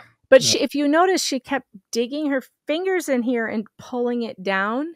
Yeah. Like, and trying real hard to squeeze that out at the same time. Like, she kept doing this. And also, it took almost the entire 6 minutes to get one sniff. I counted the sniffs, and there was only one, and it was almost towards the end. So it's just, she's not actually crying. That's like what we saw with Amber Heard on the stand. You know who does that? My daughter does that. My 4-year-old. Mm-hmm. When she doesn't get, hey, what are we having for dinner? Well, we're having, I don't know, chicken and rice. I want spaghetti. No, you're having what we're having. Mommy doesn't love me. She'll go into the cry face. Like, oh, it's hard to watch. It's hard to watch because watching an adult have a tantrum like a toddler is really uncomfortable. You know how many times I've seen stuff like that, Megan, on people? Iliana, how many times do you see people with that same exact? All the time. The same exact vocal fry at the opportune moments, the same exact exaggerated throat noises. Quick change between like crying a lot and then all of a sudden. And then you caught that. You caught that. You hear she's all up here like this. No, he didn't really say that. He just said exactly. And that all was a big switch. What is that? I don't know how to call it, but she goes like that, like she can't breathe. Years or no sniffling, like that doesn't match the level of crying that she's showing. I don't know. I think that Laura, enough of this. We got to get her out of the behind the cameras. We need to stop her from talking about this case. She needs to stop paying attention to everyone's looking to or writing about her. And we need to settle this. You need to come clean about some stuff. You've already admitted to certain things. I feel like she's maybe getting there. Maybe inevitably you're right. On June 10th, we're not doing the trial because this is not a winnable case for her. I mean, what is she to gain from this? By not settling, let's just assume that the judge is like, look, you did all of this stuff, but maybe it's reasonable. I'm not sanctioning everybody go home. We're still going to get to the point where we're still talking about this till June 10th, and people are dissecting the evidence. There's a lot of benefit and a lot of redemption that happens when you come clean and just say, look, I fucked up. I need to work on myself. I have some insecurities. I behaved in a way that's reprehensible and regrettable. I apologize to Eckerd and the men that I've vilified. I'm going to learn from this. Hopefully, I could only hope that they will forgive me for the way that this has gone. I never meant for everybody to be hurt. I can't take back what I did, but I can work on myself in the future. And I feel like at that point, then maybe the men say, you know what, that's all we ever wanted. And then we hug it out and go home. It's like on the schoolyard, get in a fight and like you're having like this karate war. I'm talking about my own personal. When I was like 7, I had this karate war with this guy and like for all of recess. And then one of us got punched in the face like at the same time. And they were like, oh, ouch, that hurt. All right, we're friends again. Let's go play dodgeball, whatever we did. That's just how it is. I think that's all. People just need some acknowledgement. Just stop with all of this nonsense and let's find a way. She's had that chance and she refuses to do it. And I hope she does, because frankly, that's the only way forward for her. And I've been saying that with, at the top of the show, we talked about the others drama going on in LawTube and my friend who's caught in this really bad situation with an arrest and everything. And that was my advice to him too. You have to be honest. You have to be honest about your problems, about what has gone on, the fighting, the denial. It's only going to make it worse. You're only digging the hole deeper. Yeah. You gotta come clean. And that's my advice for everybody. Anybody going through any kind of situation like this, if you're not living honestly, you're gonna have extra stress, anxiety, and problems. So try desperately to cling to honesty and be honest as much as you can, even if you fucked up. Like even if so come clean. So say you're sorry. I did it the other day, because when I first found out about my what happened to my friend, I found out on a live stream, and I said some things that I was in shock. Yeah, and I said things that people took the wrong way, so I had to go and apologize and say, you know what, I was in a state, and people say the wrong thing. I still to this day don't know what the right thing is, but I do know that there is relief in honesty.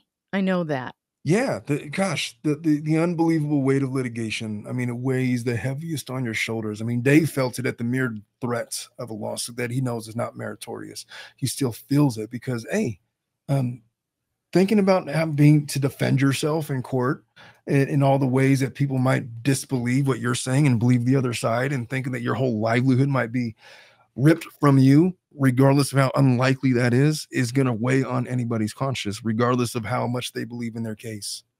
And Dave is feeling that. I feel like a lot of people in this case are feeling that. Eckerd has felt that since this case has been opened, since his name has been put out there and he's lost employment opportunities. And now Owens, I must assume, is starting to feel it. There's a real easy way out. You just have to come clean. Just come clean. People have such a wide, there's going to be a wide berth for her to a berth is the wrong word. I didn't mean it that way, but BERTH. There's going to be a lot of room for her to just say, I didn't mean to do this. I shouldn't have done it. I made a mistake. People are forgiving, even with all of what's gone on here. And I do want to say that all the teasing that we have done that she is so upset about, right? One of the reasons why we've done it is because when someone becomes belligerent in their lies and they will not come clean and someone else is suffering, Clayton, for instance, is suffering because of these lies.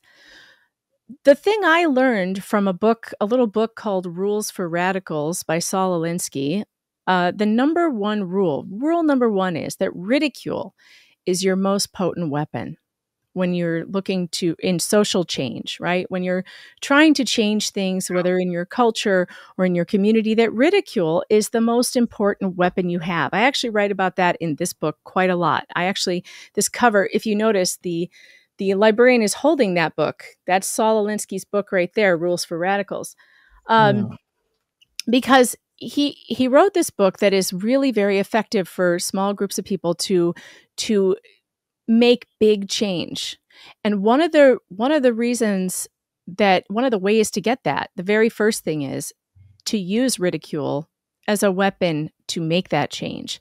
And it's a fun way and a malicious way, right? It's not Dave and I have been poking fun, writing hilarious songs on AI, because eventually you hope that eventually the pressure of people laughing, not throwing stones, not calling her. We've always said, do not call her, do not contact her. This is not someone, you do not want to behave that way. But us publicly having a laugh at this situation, at the absurdity of what she's doing, you hope that pressure will cause the right thing, the right action to happen, right? That's what you ultimately hope for. But on a serious note, and this is America, by the way, and this is the land of raucous free speech. Mm-hmm. And if you don't understand that, you shouldn't be on the internet. Get off of Reddit if you cannot take the memes. I've had memes made of me. God, I love the memes people make of me. I laugh so hard. Even the mean ones are funny. Like I enjoy it. I think it's fun. If I've done something stupid and I end up on a meme, oh well, I know I'm on the internet. It happens. You know what my first introduction to you was? The first time I ever heard about you. Well, Dave had mentioned you, Megan Fox, like Megan Fox, who was that? Megan Fox. And then I went on your live stream, and the first thing that I saw of you was like this 4-minute introduction of you like dancing around and stuff. Yeah. Like, what the is this shit? So, I'm like, look at it. And it's like, my wife's gonna walk in. She's like, what kind of weird porn is this? Oh my God. Yeah, that's the 3-minute intro that everyone keeps saying. Every time they say it's too long, I add 30 seconds. So well, that was my introduction to you. And I saw like the clips of, there's like Tucker Carlson. She's like a legit person. Yeah. I mean, I work at pjmedia.com. Which is a conservative news outlet. I've been writing for them for the last 10 years, I guess. Before that, I did some freelancing for another conservative outlet. I used to write a whole lot more about politics, and in 2020 I stopped caring about that. So I started focusing more on, and I have always covered family cases, court cases, and court corruption and family law, because I do believe that it is the wild, wild west of our judicial system, and our family law system can be really unfair for a lot of people, especially because when you're dealing with CPS, for instance, in the juvenile cases, you're getting charged with criminal activity, right? You're being charged with child abuse and neglect. And yet somehow they managed to not charge you criminally, so you don't have your rights. You don't have the highest burden of proof, which is, beyond a reasonable doubt. Instead, you're stuck at this civil level answering for criminal charges, but the judge just has to believe it happened 51% more than it didn't. That to me is tragic. They also allow hearsay. They also you just don't have any rights in those courts. And the press can't get in. I can't get in to see what's going on. The public doesn't get to witness these trials, and parental rights are being taken away without an actual public trial. I literally have a case right now where a guy has been forced to be on supervised visits for 4 hours at a time on a Saturday because mom said that the little boy, who is non-verbally autistic, made reference to dad was showing me penises on the internet. It was investigated by CPS and law enforcement to no avail. Yet, because we haven't concluded the litigation in the family law case, he's, for the last year, been on these supervised visits, and the judge will not allow us to go forward without all of these extra investigations. So already been investigated by CPS, already investigated by law enforcement. Let's just do a 7:30 eval and subject this kid to more interviews. I don't know. Yeah, but guess who gets paid? Guess who gets paid? The county is getting paid for sure from all of them. And so are all of the evaluators, and they're making huge money. They don't want to let go of the case, Omar, because there's more money to be squeezed out of it. And that is the corruption. That is the corruption that I have been reporting on for years and years. In Georgia right now, there is an absolute, we'll have to talk about this at another time. I would love to come and talk to you about the medical kidnapping cases in Georgia that are going on with the same child abuse doctors in all of these cases, misdiagnosing infant babies who have rickets or some underlying bone disorders with child abuse and having these newborn infants taken away from their parents. And this is in more than one family. There are, I think, 3 of them now in the same hospital, same doctors, who the kid probably has Ehlers-Danlos syndrome. Parents test positive for it. Kid tests positive for it. Doesn't matter. Judge still sides with the child abuse pediatricians who don't know shit about anything. They don't know shit from Shinola. They don't know. They're not a specialist. They don't know what Ehlers-Danlos is. And they will just continue to say, oh no, this baby was definitely drop kicked. It's not that she has brittle bone disease. She was literally, I'm not kidding you, fucking drop kicked is what this doctor told people, that someone took a 3-month-old baby and drop kicked her across the floor. Come on now. I've interviewed these parents. There's a huge outcry in Georgia right now. Senator Ossoff is actually investigating their DCF there because it's so bad. There's been 2 press conferences. I actually have to cover the latest one. I just got it in my inbox today. There's a new press conference about all these families that have been targeted by Georgia DCF. It is sick. And at the same time that they're targeting good parents who have not abused their children in any way, they have lost over 1,000 children in foster care. Don't know where they are. No clue. Jesus. Wow. That's like, you know, I talk all the time. It's funny. I have one of my sister-in-law works for CPS, and I tell her, like, every time she comes over to family, I'm so fucking pissed off at CPS and your people, man. You guys are pissing me off to no regard. What you just described, I don't want to talk about my own cases too much, but I see it all the time. Just how these allegations always end up in somebody being separated from children. They're supposed to rule in the best interest of the children. Iliana just stepped out, otherwise I'd ask her, but how many times have we presented evidence which would seemingly to a reasonable person exonerate the person being accused of something, and the judge is like, yeah, well.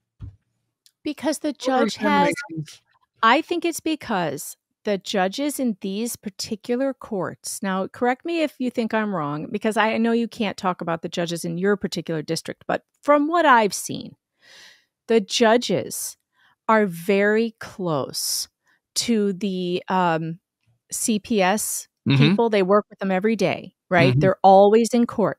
And they are also very familiar with the child abuse pediatricians because they're always the same ones that come in. Yeah. And all of these people work for the state, including the judge. The judge, CPS workers, they all work for the same place. They're all buttering their bread with the same knife. And so when you come in there and you're just a private attorney, right? And you're not at the water cooler with these guys all day long. And you're not you didn't go to the judge's fundraiser or whatever it was. And he's been working with these guys. He doesn't know you.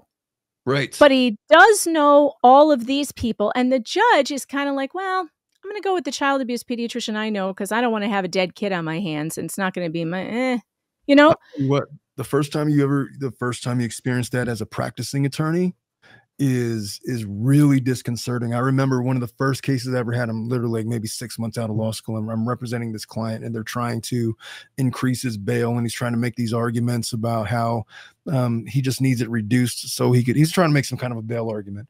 And when I was presenting my argument, there was like literally like a dozen DAs behind me, like in the audience, like snickering when I was like trying to make my arguments. And like I was making my arguments, like I could hear in the background, oh my gosh, it's just endless. It won't stop. And like, aside from the DA that I'm actually arguing with, and then the judge who is in the same courtroom with these people every single day, you feel outgunned. Like there's no winning. It doesn't matter what I say. They're clearly taking a position here, and they're going to make a ruling no matter what I say. It really shakes your confidence as a young attorney. You have to learn how to deal with that and what's the correct way to combat it. And there is a way, but when you're experiencing it for the first time, especially when you're a parent going through it, it's like the Kowalski case.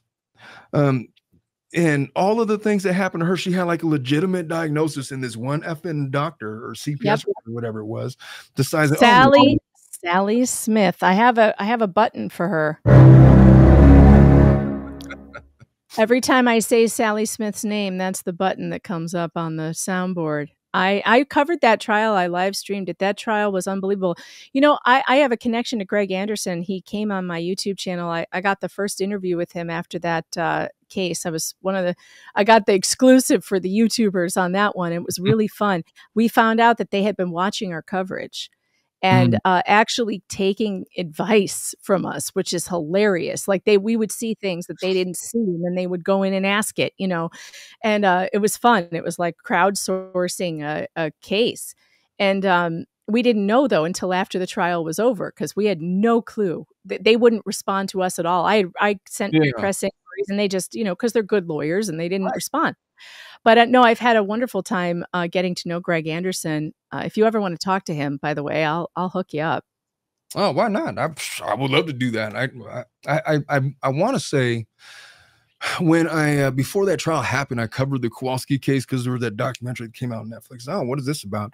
I mean, back then I was like a brand new channel. Like literally, my channel's just kind of like back in January, I had like maybe 1,500 subscribers. And like since then, I'm up to like 12,700 or whatever it is now. Just kind of like all happened fast. As ever since I hired Dominic, who, by the way, he's got like a hard exit. He's going to have us wrap the show up pretty soon. Yeah, I got to go too. My son's going to be home in 15 minutes, and I got to do snack duty. Well, go get your son's snacks together, and you know, I'm going to try to do like a short Family Law After Dark segment, even though this entire show has been basically Family Law After Dark. It's the thing that I do where I cover these crazy, like salacious family law cases, and we talk about the craziness of it all and the advice that I would give. Never mind that this case, entire thing. I've got tons for you. In fact, I've got a great case I would love for you to look into. I'm going to send you some stuff. I'll cover it. 100%. I'll cover it. I've got the cases, Omar. God, I've got them. Let's do it. But all right, Miss Fox, I will let you tend to your son. I'm going to try to do a punctuated version of Family Law After Dark for everybody that's been waiting for that. And thank you so much. Thank you for having me. It was a pleasure. I had a blast cross-examining you. We got to do that again sometime. We got to do that again for sure. Anytime. All right, guys, take care. All right, Megan, have a good one. Good weekend. Okay.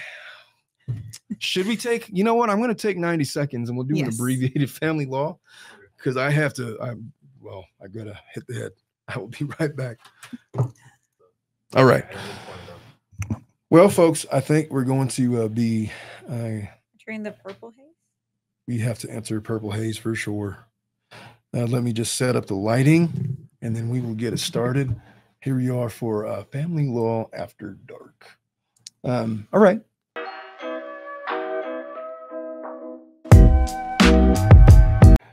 Let me pull up case number 1. We got some good ones today. That's my belly saying I'm hungry. See, I'm not lying. All right. Let's start with this one. All right. So Family Law After Dark is where we talk about salacious family law cases. Not that Laura Owens case hasn't been salacious enough, but these are people that either write into us or that we come across on the internet, and we give our thoughts and legal advice to various people seeking help in their family law cases. And so our first case is this is what's going on. So I'm waiting to get a separation agreement, and my soon-to-be ex-wife is treating me like shit. She has 0 friends and has isolated me, won't leave the house, won't join clubs or groups to meet people, and says to me today, "You have all these friends and I don't get to meet them. Why won't they come here?" Saying, "I'm going to F her over in the divorce, as I have mentioned. I'd like to buy her out. I've put $30,000 into this house, and yet that, yes, has been marital money. If a class action lawsuit payout is classified in that, she just received $11,000 in a severance package and blew it, and now expects me to still pay half the debt on her visa that I cannot see, cannot use, and have no access to. I've told her she can keep the brand new car, take everything she wants in the house, and I'll keep her with the debt until she moves provinces." This guy needs to take a deep breath. He's throwing a lot at me all at once. Melissa's eyes are kind of glazed over. And okay, So I guess the long story short with that one is, all right, they are dividing assets. Mm-hmm. They're about to get divorced. He's worried about like stuff he puts in the house. He wants his money back. Hey, Iliana. Yes.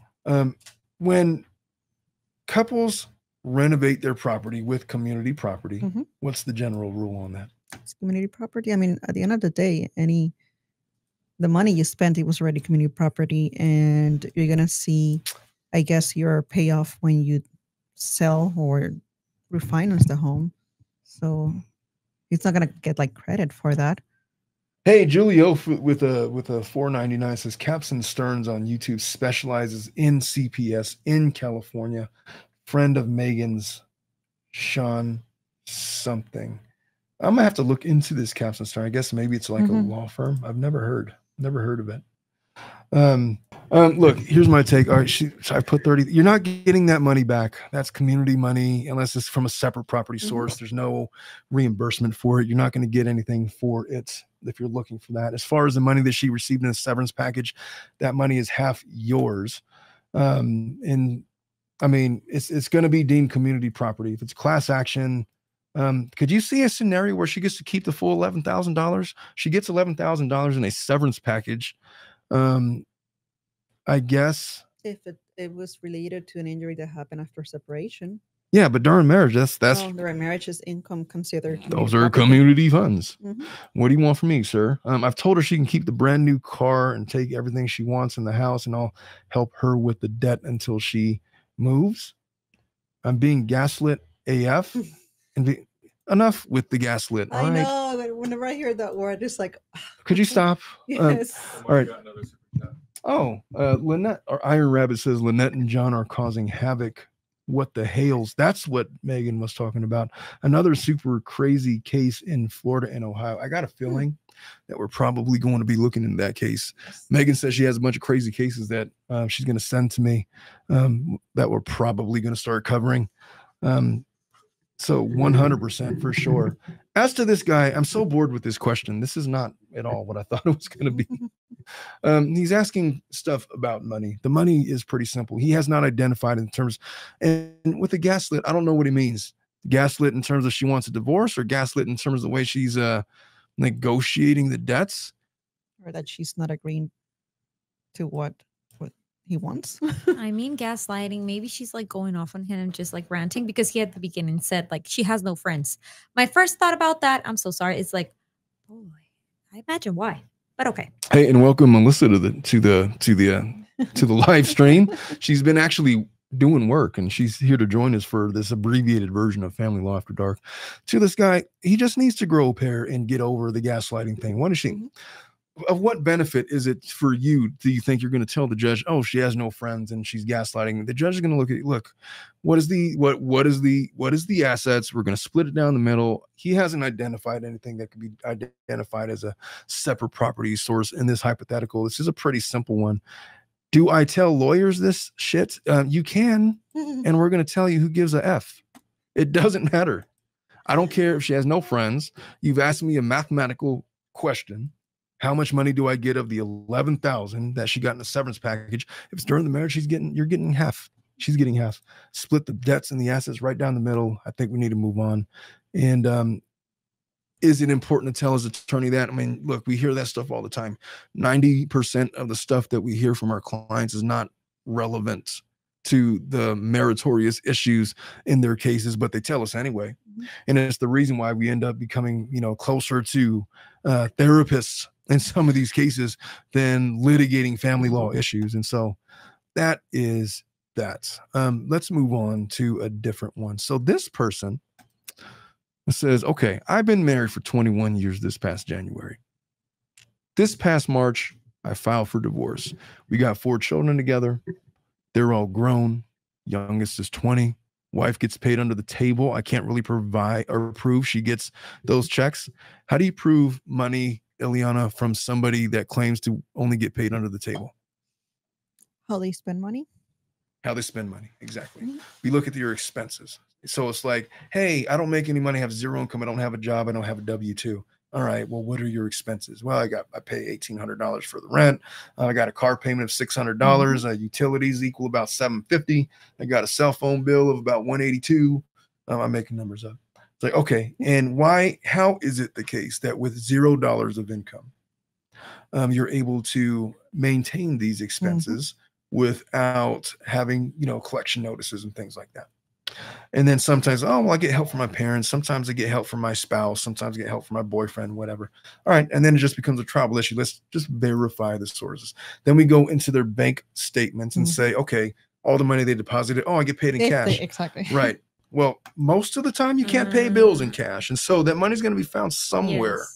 Yes. You can't just go to court and say, I have $0 because I only get paid in cash and expect a judge to I'll say, okay, well, I guess we'll just set the support amount to 0. My experience with people that claim that is that the court ends up imputing whatever their family's given them as income. Yeah, I don't know if he's asking a support question, but to the extent that you think you can't prove her income, minimum wage, could you believe it, in California? Well, I don't know what it is. 16. Yeah, but they will say, okay, we're going to impute for support purposes at the very bare minimum, 40 hours at minimum wage, $16 an hour, and then they'll use that to calculate guideline figures and things like that. But before I start getting too deep into that, what's the rest of his question?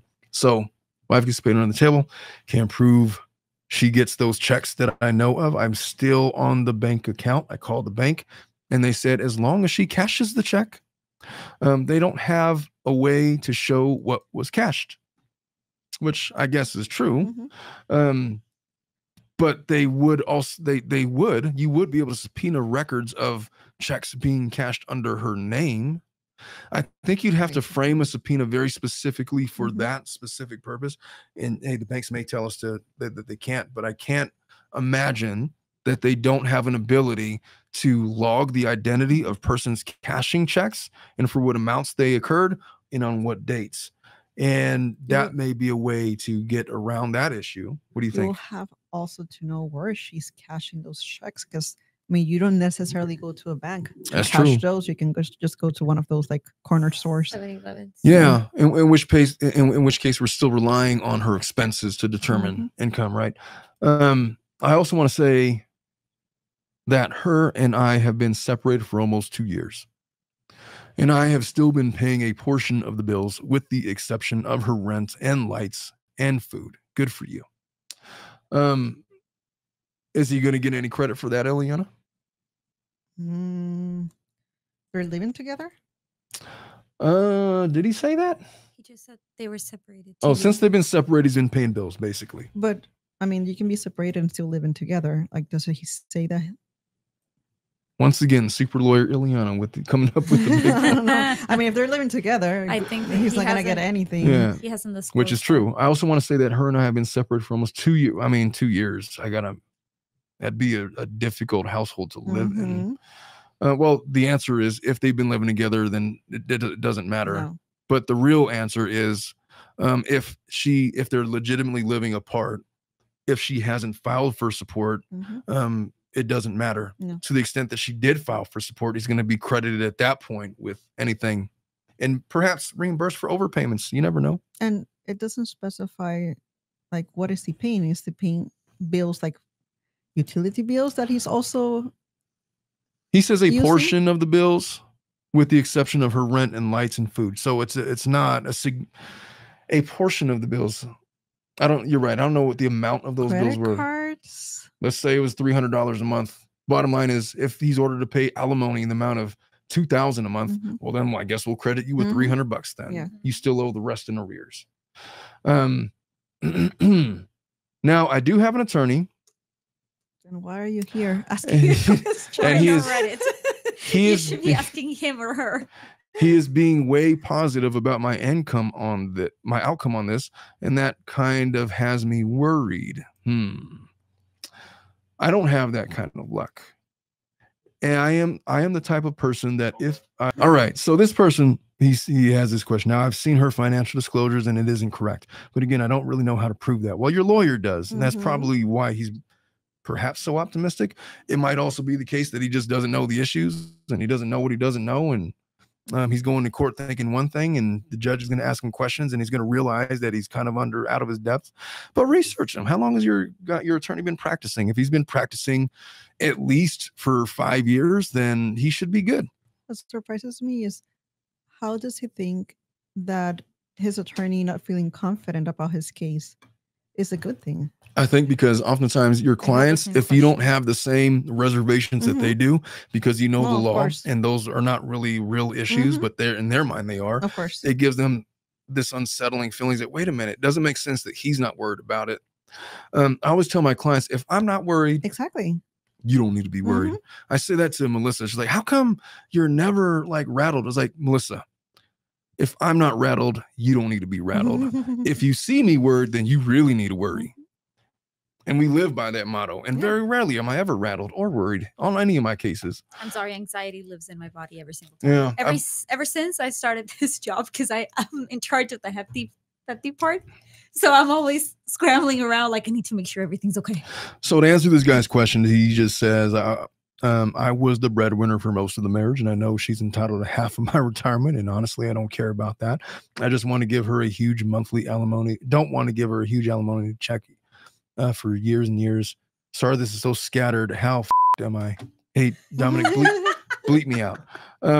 You left out some important details. Oh, 21 years. Well, you're pretty effed. I don't know how effed you are. She's eligible for basically lifetime alimony. I don't know what that amount's going to be. Did he point out this was in California? Yeah. I don't know what is in your retirement account, but you don't have to look. There's ways around the lifetime alimony thing. Typically, you give her an asset in exchange for an expiration date. She just has to negotiate what that's worth. It has to make sense to you. It has to make sense to her. There's going to be some meeting of the minds.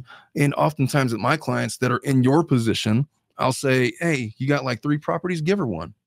As her separate property, that's worth at least $250,000. And how many months of alimony is that? Hey, if we're giving you that, I want alimony terminated. All right. And then they're happy. It's like winning the lottery and getting the choice between a lump sum or like the 30-year payout. Most people want to take the lump sum.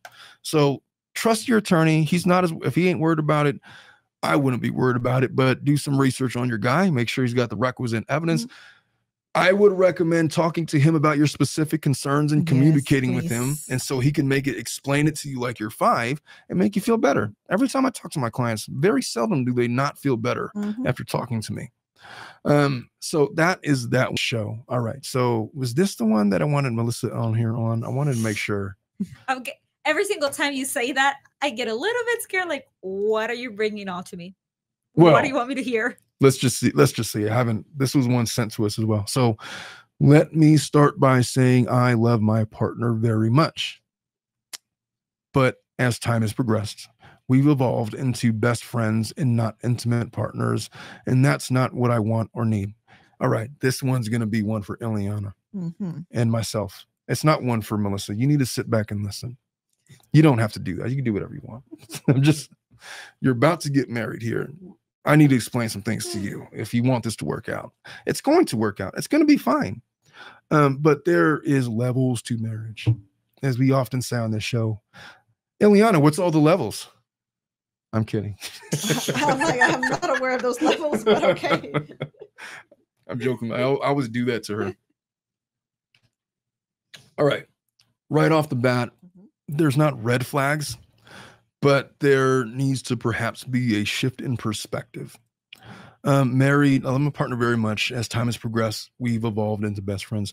Hey, there's not a marriage that has ever succeeded or failed where you haven't had an evolution of your relationship with your partner. It starts off as this very base attraction. Physical attraction, a sexual attraction. You can only carry that for so far, because if that's the strength of your relationship, that's going to fizzle out in a couple of weeks. And then it's like, all right, because they could find that level of attraction with just about anybody. All it requires is simply something different. It's not that hard to find that. And inevitably you become partners. Inevitably you become confidants. Inevitably you become best friends.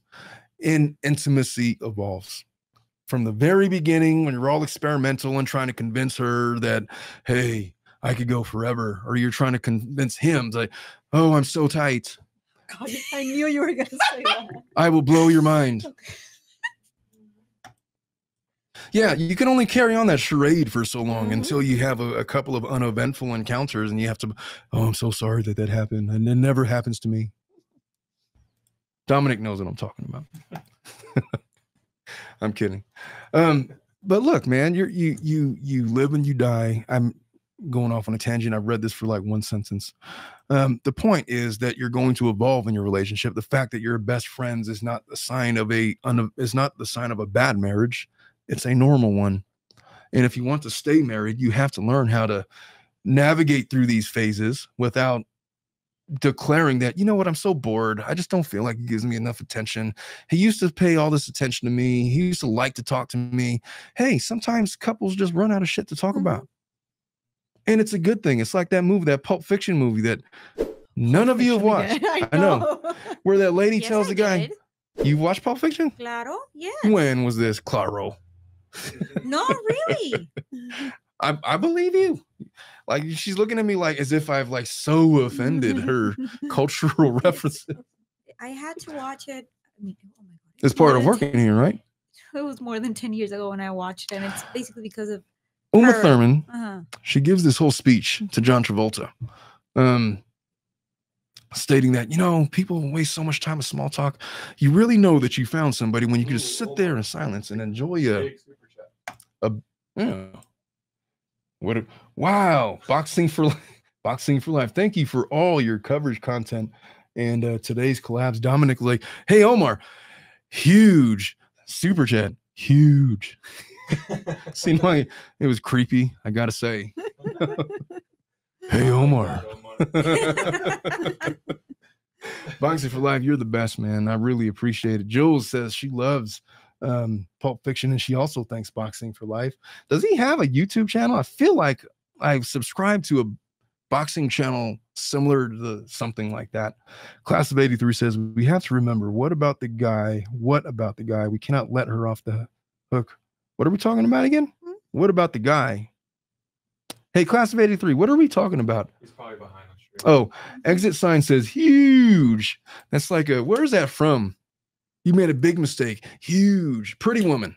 When she's kicking him out of the thing because she knows her to, never mind. I'm not going to pretend I know verbatim what that movie's about. I know it from Dwight Schrute when he's like mimicking, you made a huge mistake. Huge. And he's like covered in beet juice. Boxing for Life says, I'm a woman. We love boxing. Yes, man, they do. You know, I met one of the scariest, like the greatest female boxer of all time, like the Mike Tyson. She was in that movie with Clint Eastwood, $1 Million Baby. Okay. You know the antagonist in that movie, the one at the end that like paralyzes her and takes a cheap shot. She was a legit boxer, like the greatest of all time. Like I met her before when she was like in her prime. Scary. I was like, I ain't messing around with her. Shit. Oh, she was real strong. You watch her on the heavy bag. She's vicious. She cracks someone's ribs. But yeah, much respect to female boxers. What am I on about, man? I was supposed to read this. All right. So I've brought up these issues in the past. She's talking about best friends and not intimate partners, and that's not what I want or need. All right. I've brought up these issues in the past, and in the moment things get better, but quickly settle back to the status quo. I do not think this is something that can be resolved with counseling. I agree with that. But I know Iliana would disagree with me, but we've never tried, mainly because I don't think they are aware of how much this impacts me. There's a lot of me going on here. So married for 13 years, no children, 2 pets, own a home together, no joint accounts, no prenup. I care about this person deeply, and as such, I don't want them to suffer financially. I think they will feel blindsided by this decision. At the same time, I have worked very hard to get out of my own personal debts and have invested in hobbies that I don't want to lose or have to liquidate. I make significantly more money than they do. Both myself and my family have invested more in our home and life, including a recent remodel. but also in the purchase of our current home and help in buying a previous home. I'm honestly scared of bringing up the idea of divorce because, number one, they will be crushed. When they say they, I'm assuming she means he. They will struggle being financially independent, and I don't want to lose what I worked so hard for. So she cares so much about this guy, but most of her concern is about her financial wherewithal and I guess the return on her personal investments. Is there anything I do to protect herself legally and financially? But before even bringing up the idea, no, because there's not a prenup. You're in. You guys entered into this contract. There's community property, and he's going to be entitled to things. And one of those things he's going to be entitled to is alimony. You make significantly more than him. It's a 13-year marriage in the state of California that disallows a judge for putting an expiration date on an alimony award that he's sure to get under 4320.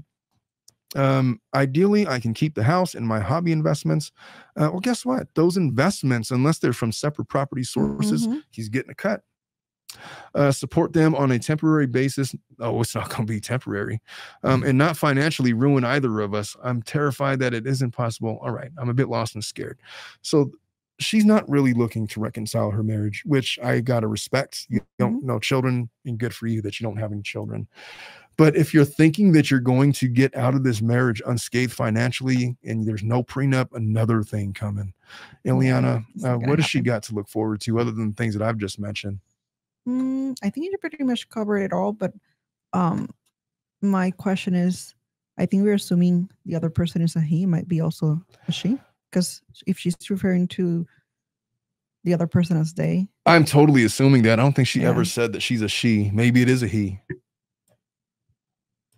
Because when you said they, I'm like, why did I start thinking this was a female?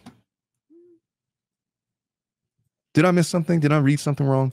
I don't know if this is a female or not, and they did not leave their name. So let's just assume, okay, let's just be gender neutral here. All right. So this person, look, you should be scared, but not completely. Look, if you want to get out of the marriage, fine, but it's going to cost you. Not much is going to change if they do it now or later. Marvin Gaye very famously wrote an album as a condition of paying off his alimony because he was like knee deep in debt. And one of the conditions was the proceeds from your next album is going to go directly to her as a payment for alimony. He's like, oh, I'm going to make the shittiest album ever. And he proceeds to write this album. It was called Here, My Dear. This is what you wanted. And so I've conceded. And he proceeds to write a musical journal of his marriage to his wife of 13 years, no less, how it was ending and all the personal stuff and all the affairs that they had and all the good times they had and all the bad times they had. He writes like this song where he's like literally probably high on LSD or something about how they're two lost souls up in on Venus and Mars, and they meet each other again in another life and they go into some sexual rendezvous. It's wild. If you should consume that content on an edible or something. For full effect. Oh, he did. And I think she tried to sue him for defamation. Look, bottom line is you're married for 13 years. The reasons why you want to separate, you need to really look, you could do this if you want to, but is it worth what you're going to have to give up? Now, look, you're not going to get away with not paying alimony. You're not going to get away for giving him portions of your retirement and investments and half the equity of the house. You're not getting out of that.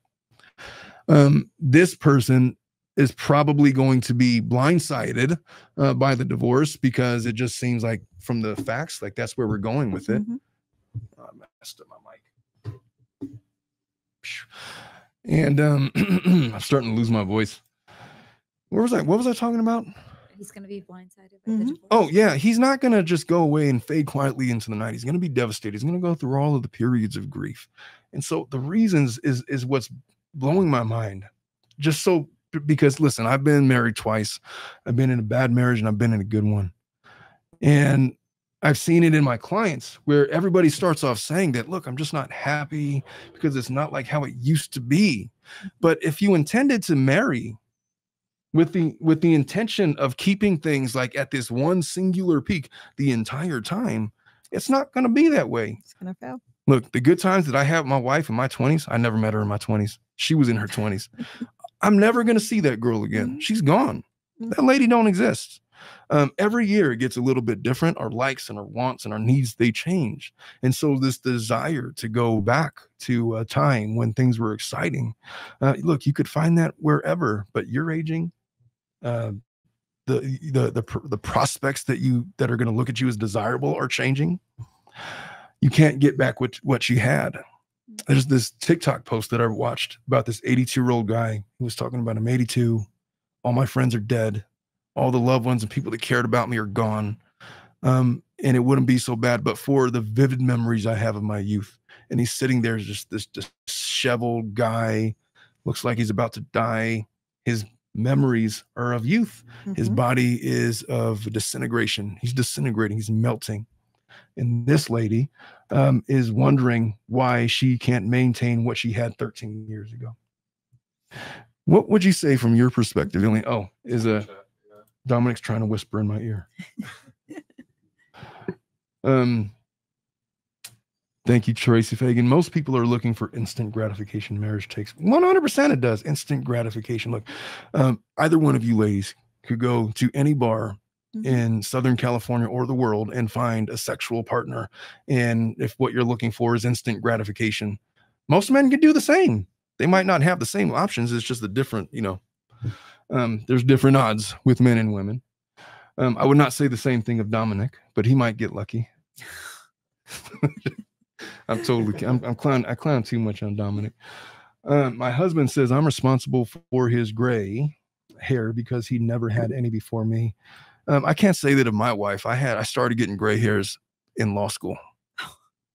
That's when it happened. And then there's no going back from there. I can't even blame it on her. But look, your partner changes. It was not in law school. Who? Your gray hairs? No, I 100%. I had like this strand of gray started in law school. Like my 1L year. It just, that's what happened. Oh, yeah. I bet Iliana has grays too, but I bet you she dyes her hair. I do dye my hair, but I don't have any grays. I do have I guess, birthmark in my head that it's like under here where white hair comes out of there, but it has been like that since birth. Oh, so it's like a raccoon spot or something. Yes, like that. But I do remember my first year, 1L. That's when I started wearing glasses. You just start to deteriorate once you hit law school. I wanted to read this comment. Iron Rabbit says, I was with my husband for 50 years when he passed. We were best friends and worked together through the life changes. Imagine if she were to say at year 45, you know what, you just paid any attention. I just want the excitement back. And I'm like, it's like, lady, I'm like 80 years old. You know what this sounds like now? Or, this sounds like all the posts I've read. My husband wants to open the marriage because the excitement is gone. Oh, watch a movie or something. I don't know, man. She gonna do role play. Look, I just love to read that because it always turns out the same way. Okay, she says she feels coerced to say yes, and she says yes. Then she finds somebody. Her husband gets mad. He's like, no, like, close it back. We're done. And she's like, no. And then he gets upset and something happens. Hey, MG Law is in here. Hey, Megan Fox says, LOL. Oh, what's up, Megan? She's back in the chat. MG Law says, but that exciting time can be brought back. Yeah, it does. It can. It just takes a switching of perspectives. Listen, I was once in my prime. I was in my 20s. I know, Melissa was kissing. When I was in my prime, I went out and I hunted. Hunting is a bad word. Oh, no, please, no. I pursued women a specific way. There you go. And it was a lot different because, back then, after my first marriage, and I was getting in my 20s, it's just a different thing. If I were to try to do that or even think about doing that now, I get so exhausted. Like, there's no effing way. I'm going to sit like at a bar and pretend I'm like interested in what this lady's telling me. It's just changing of perspectives. Like the good times I had my wife when we were, how my last daughter was born? Because we went to Vegas and we were trying to celebrate. It was our first vacation post Olivia. Oh my God. And then my wife in her infinite wisdom was I was already working with him. I remember. She was like, she was supposed to be on birth control. And then we come back and 2 weeks later, there's like a pregnancy test, an HCG test. There you go. And I'm like, Jesus Christ. And then we go to the doctor's appointment. And then the doctor, the first thing out of his mouth was like, didn't you listen to me when I said you have to be on birth control? What were you thinking? What were you thinking? He was mad at her because it's like so close to the first pregnancy.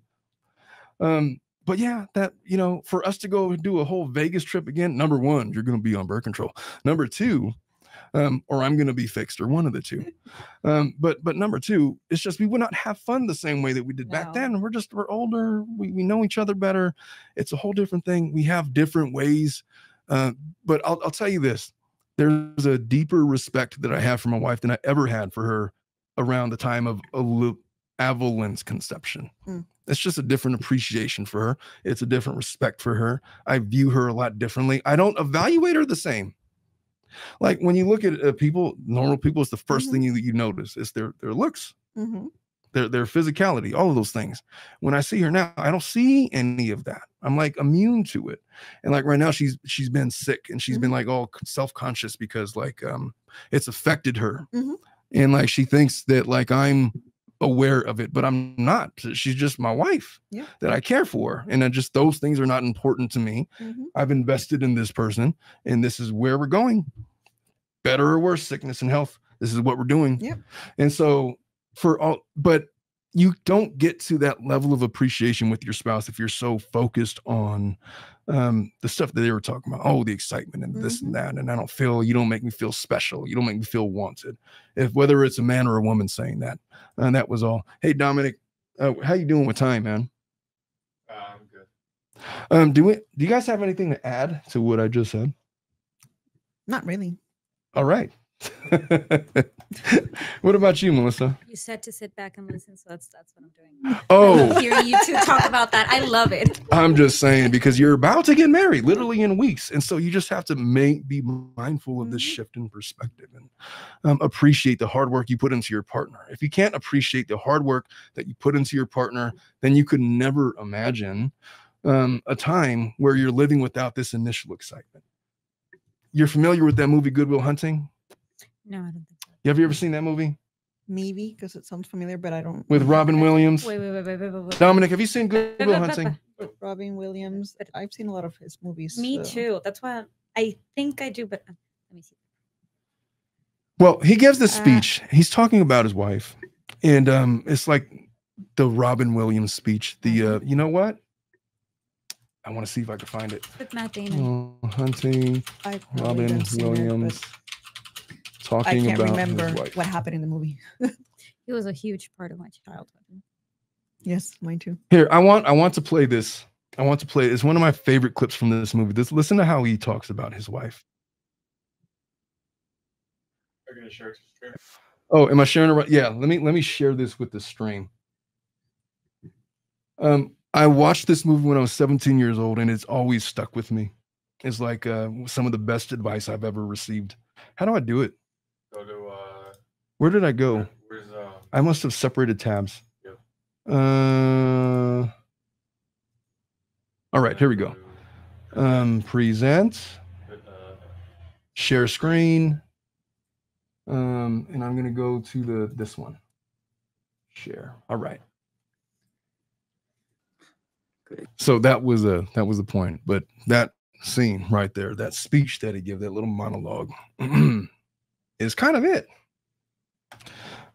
Oh yeah, the chat misses Robin Williams. He was my all-time favorite.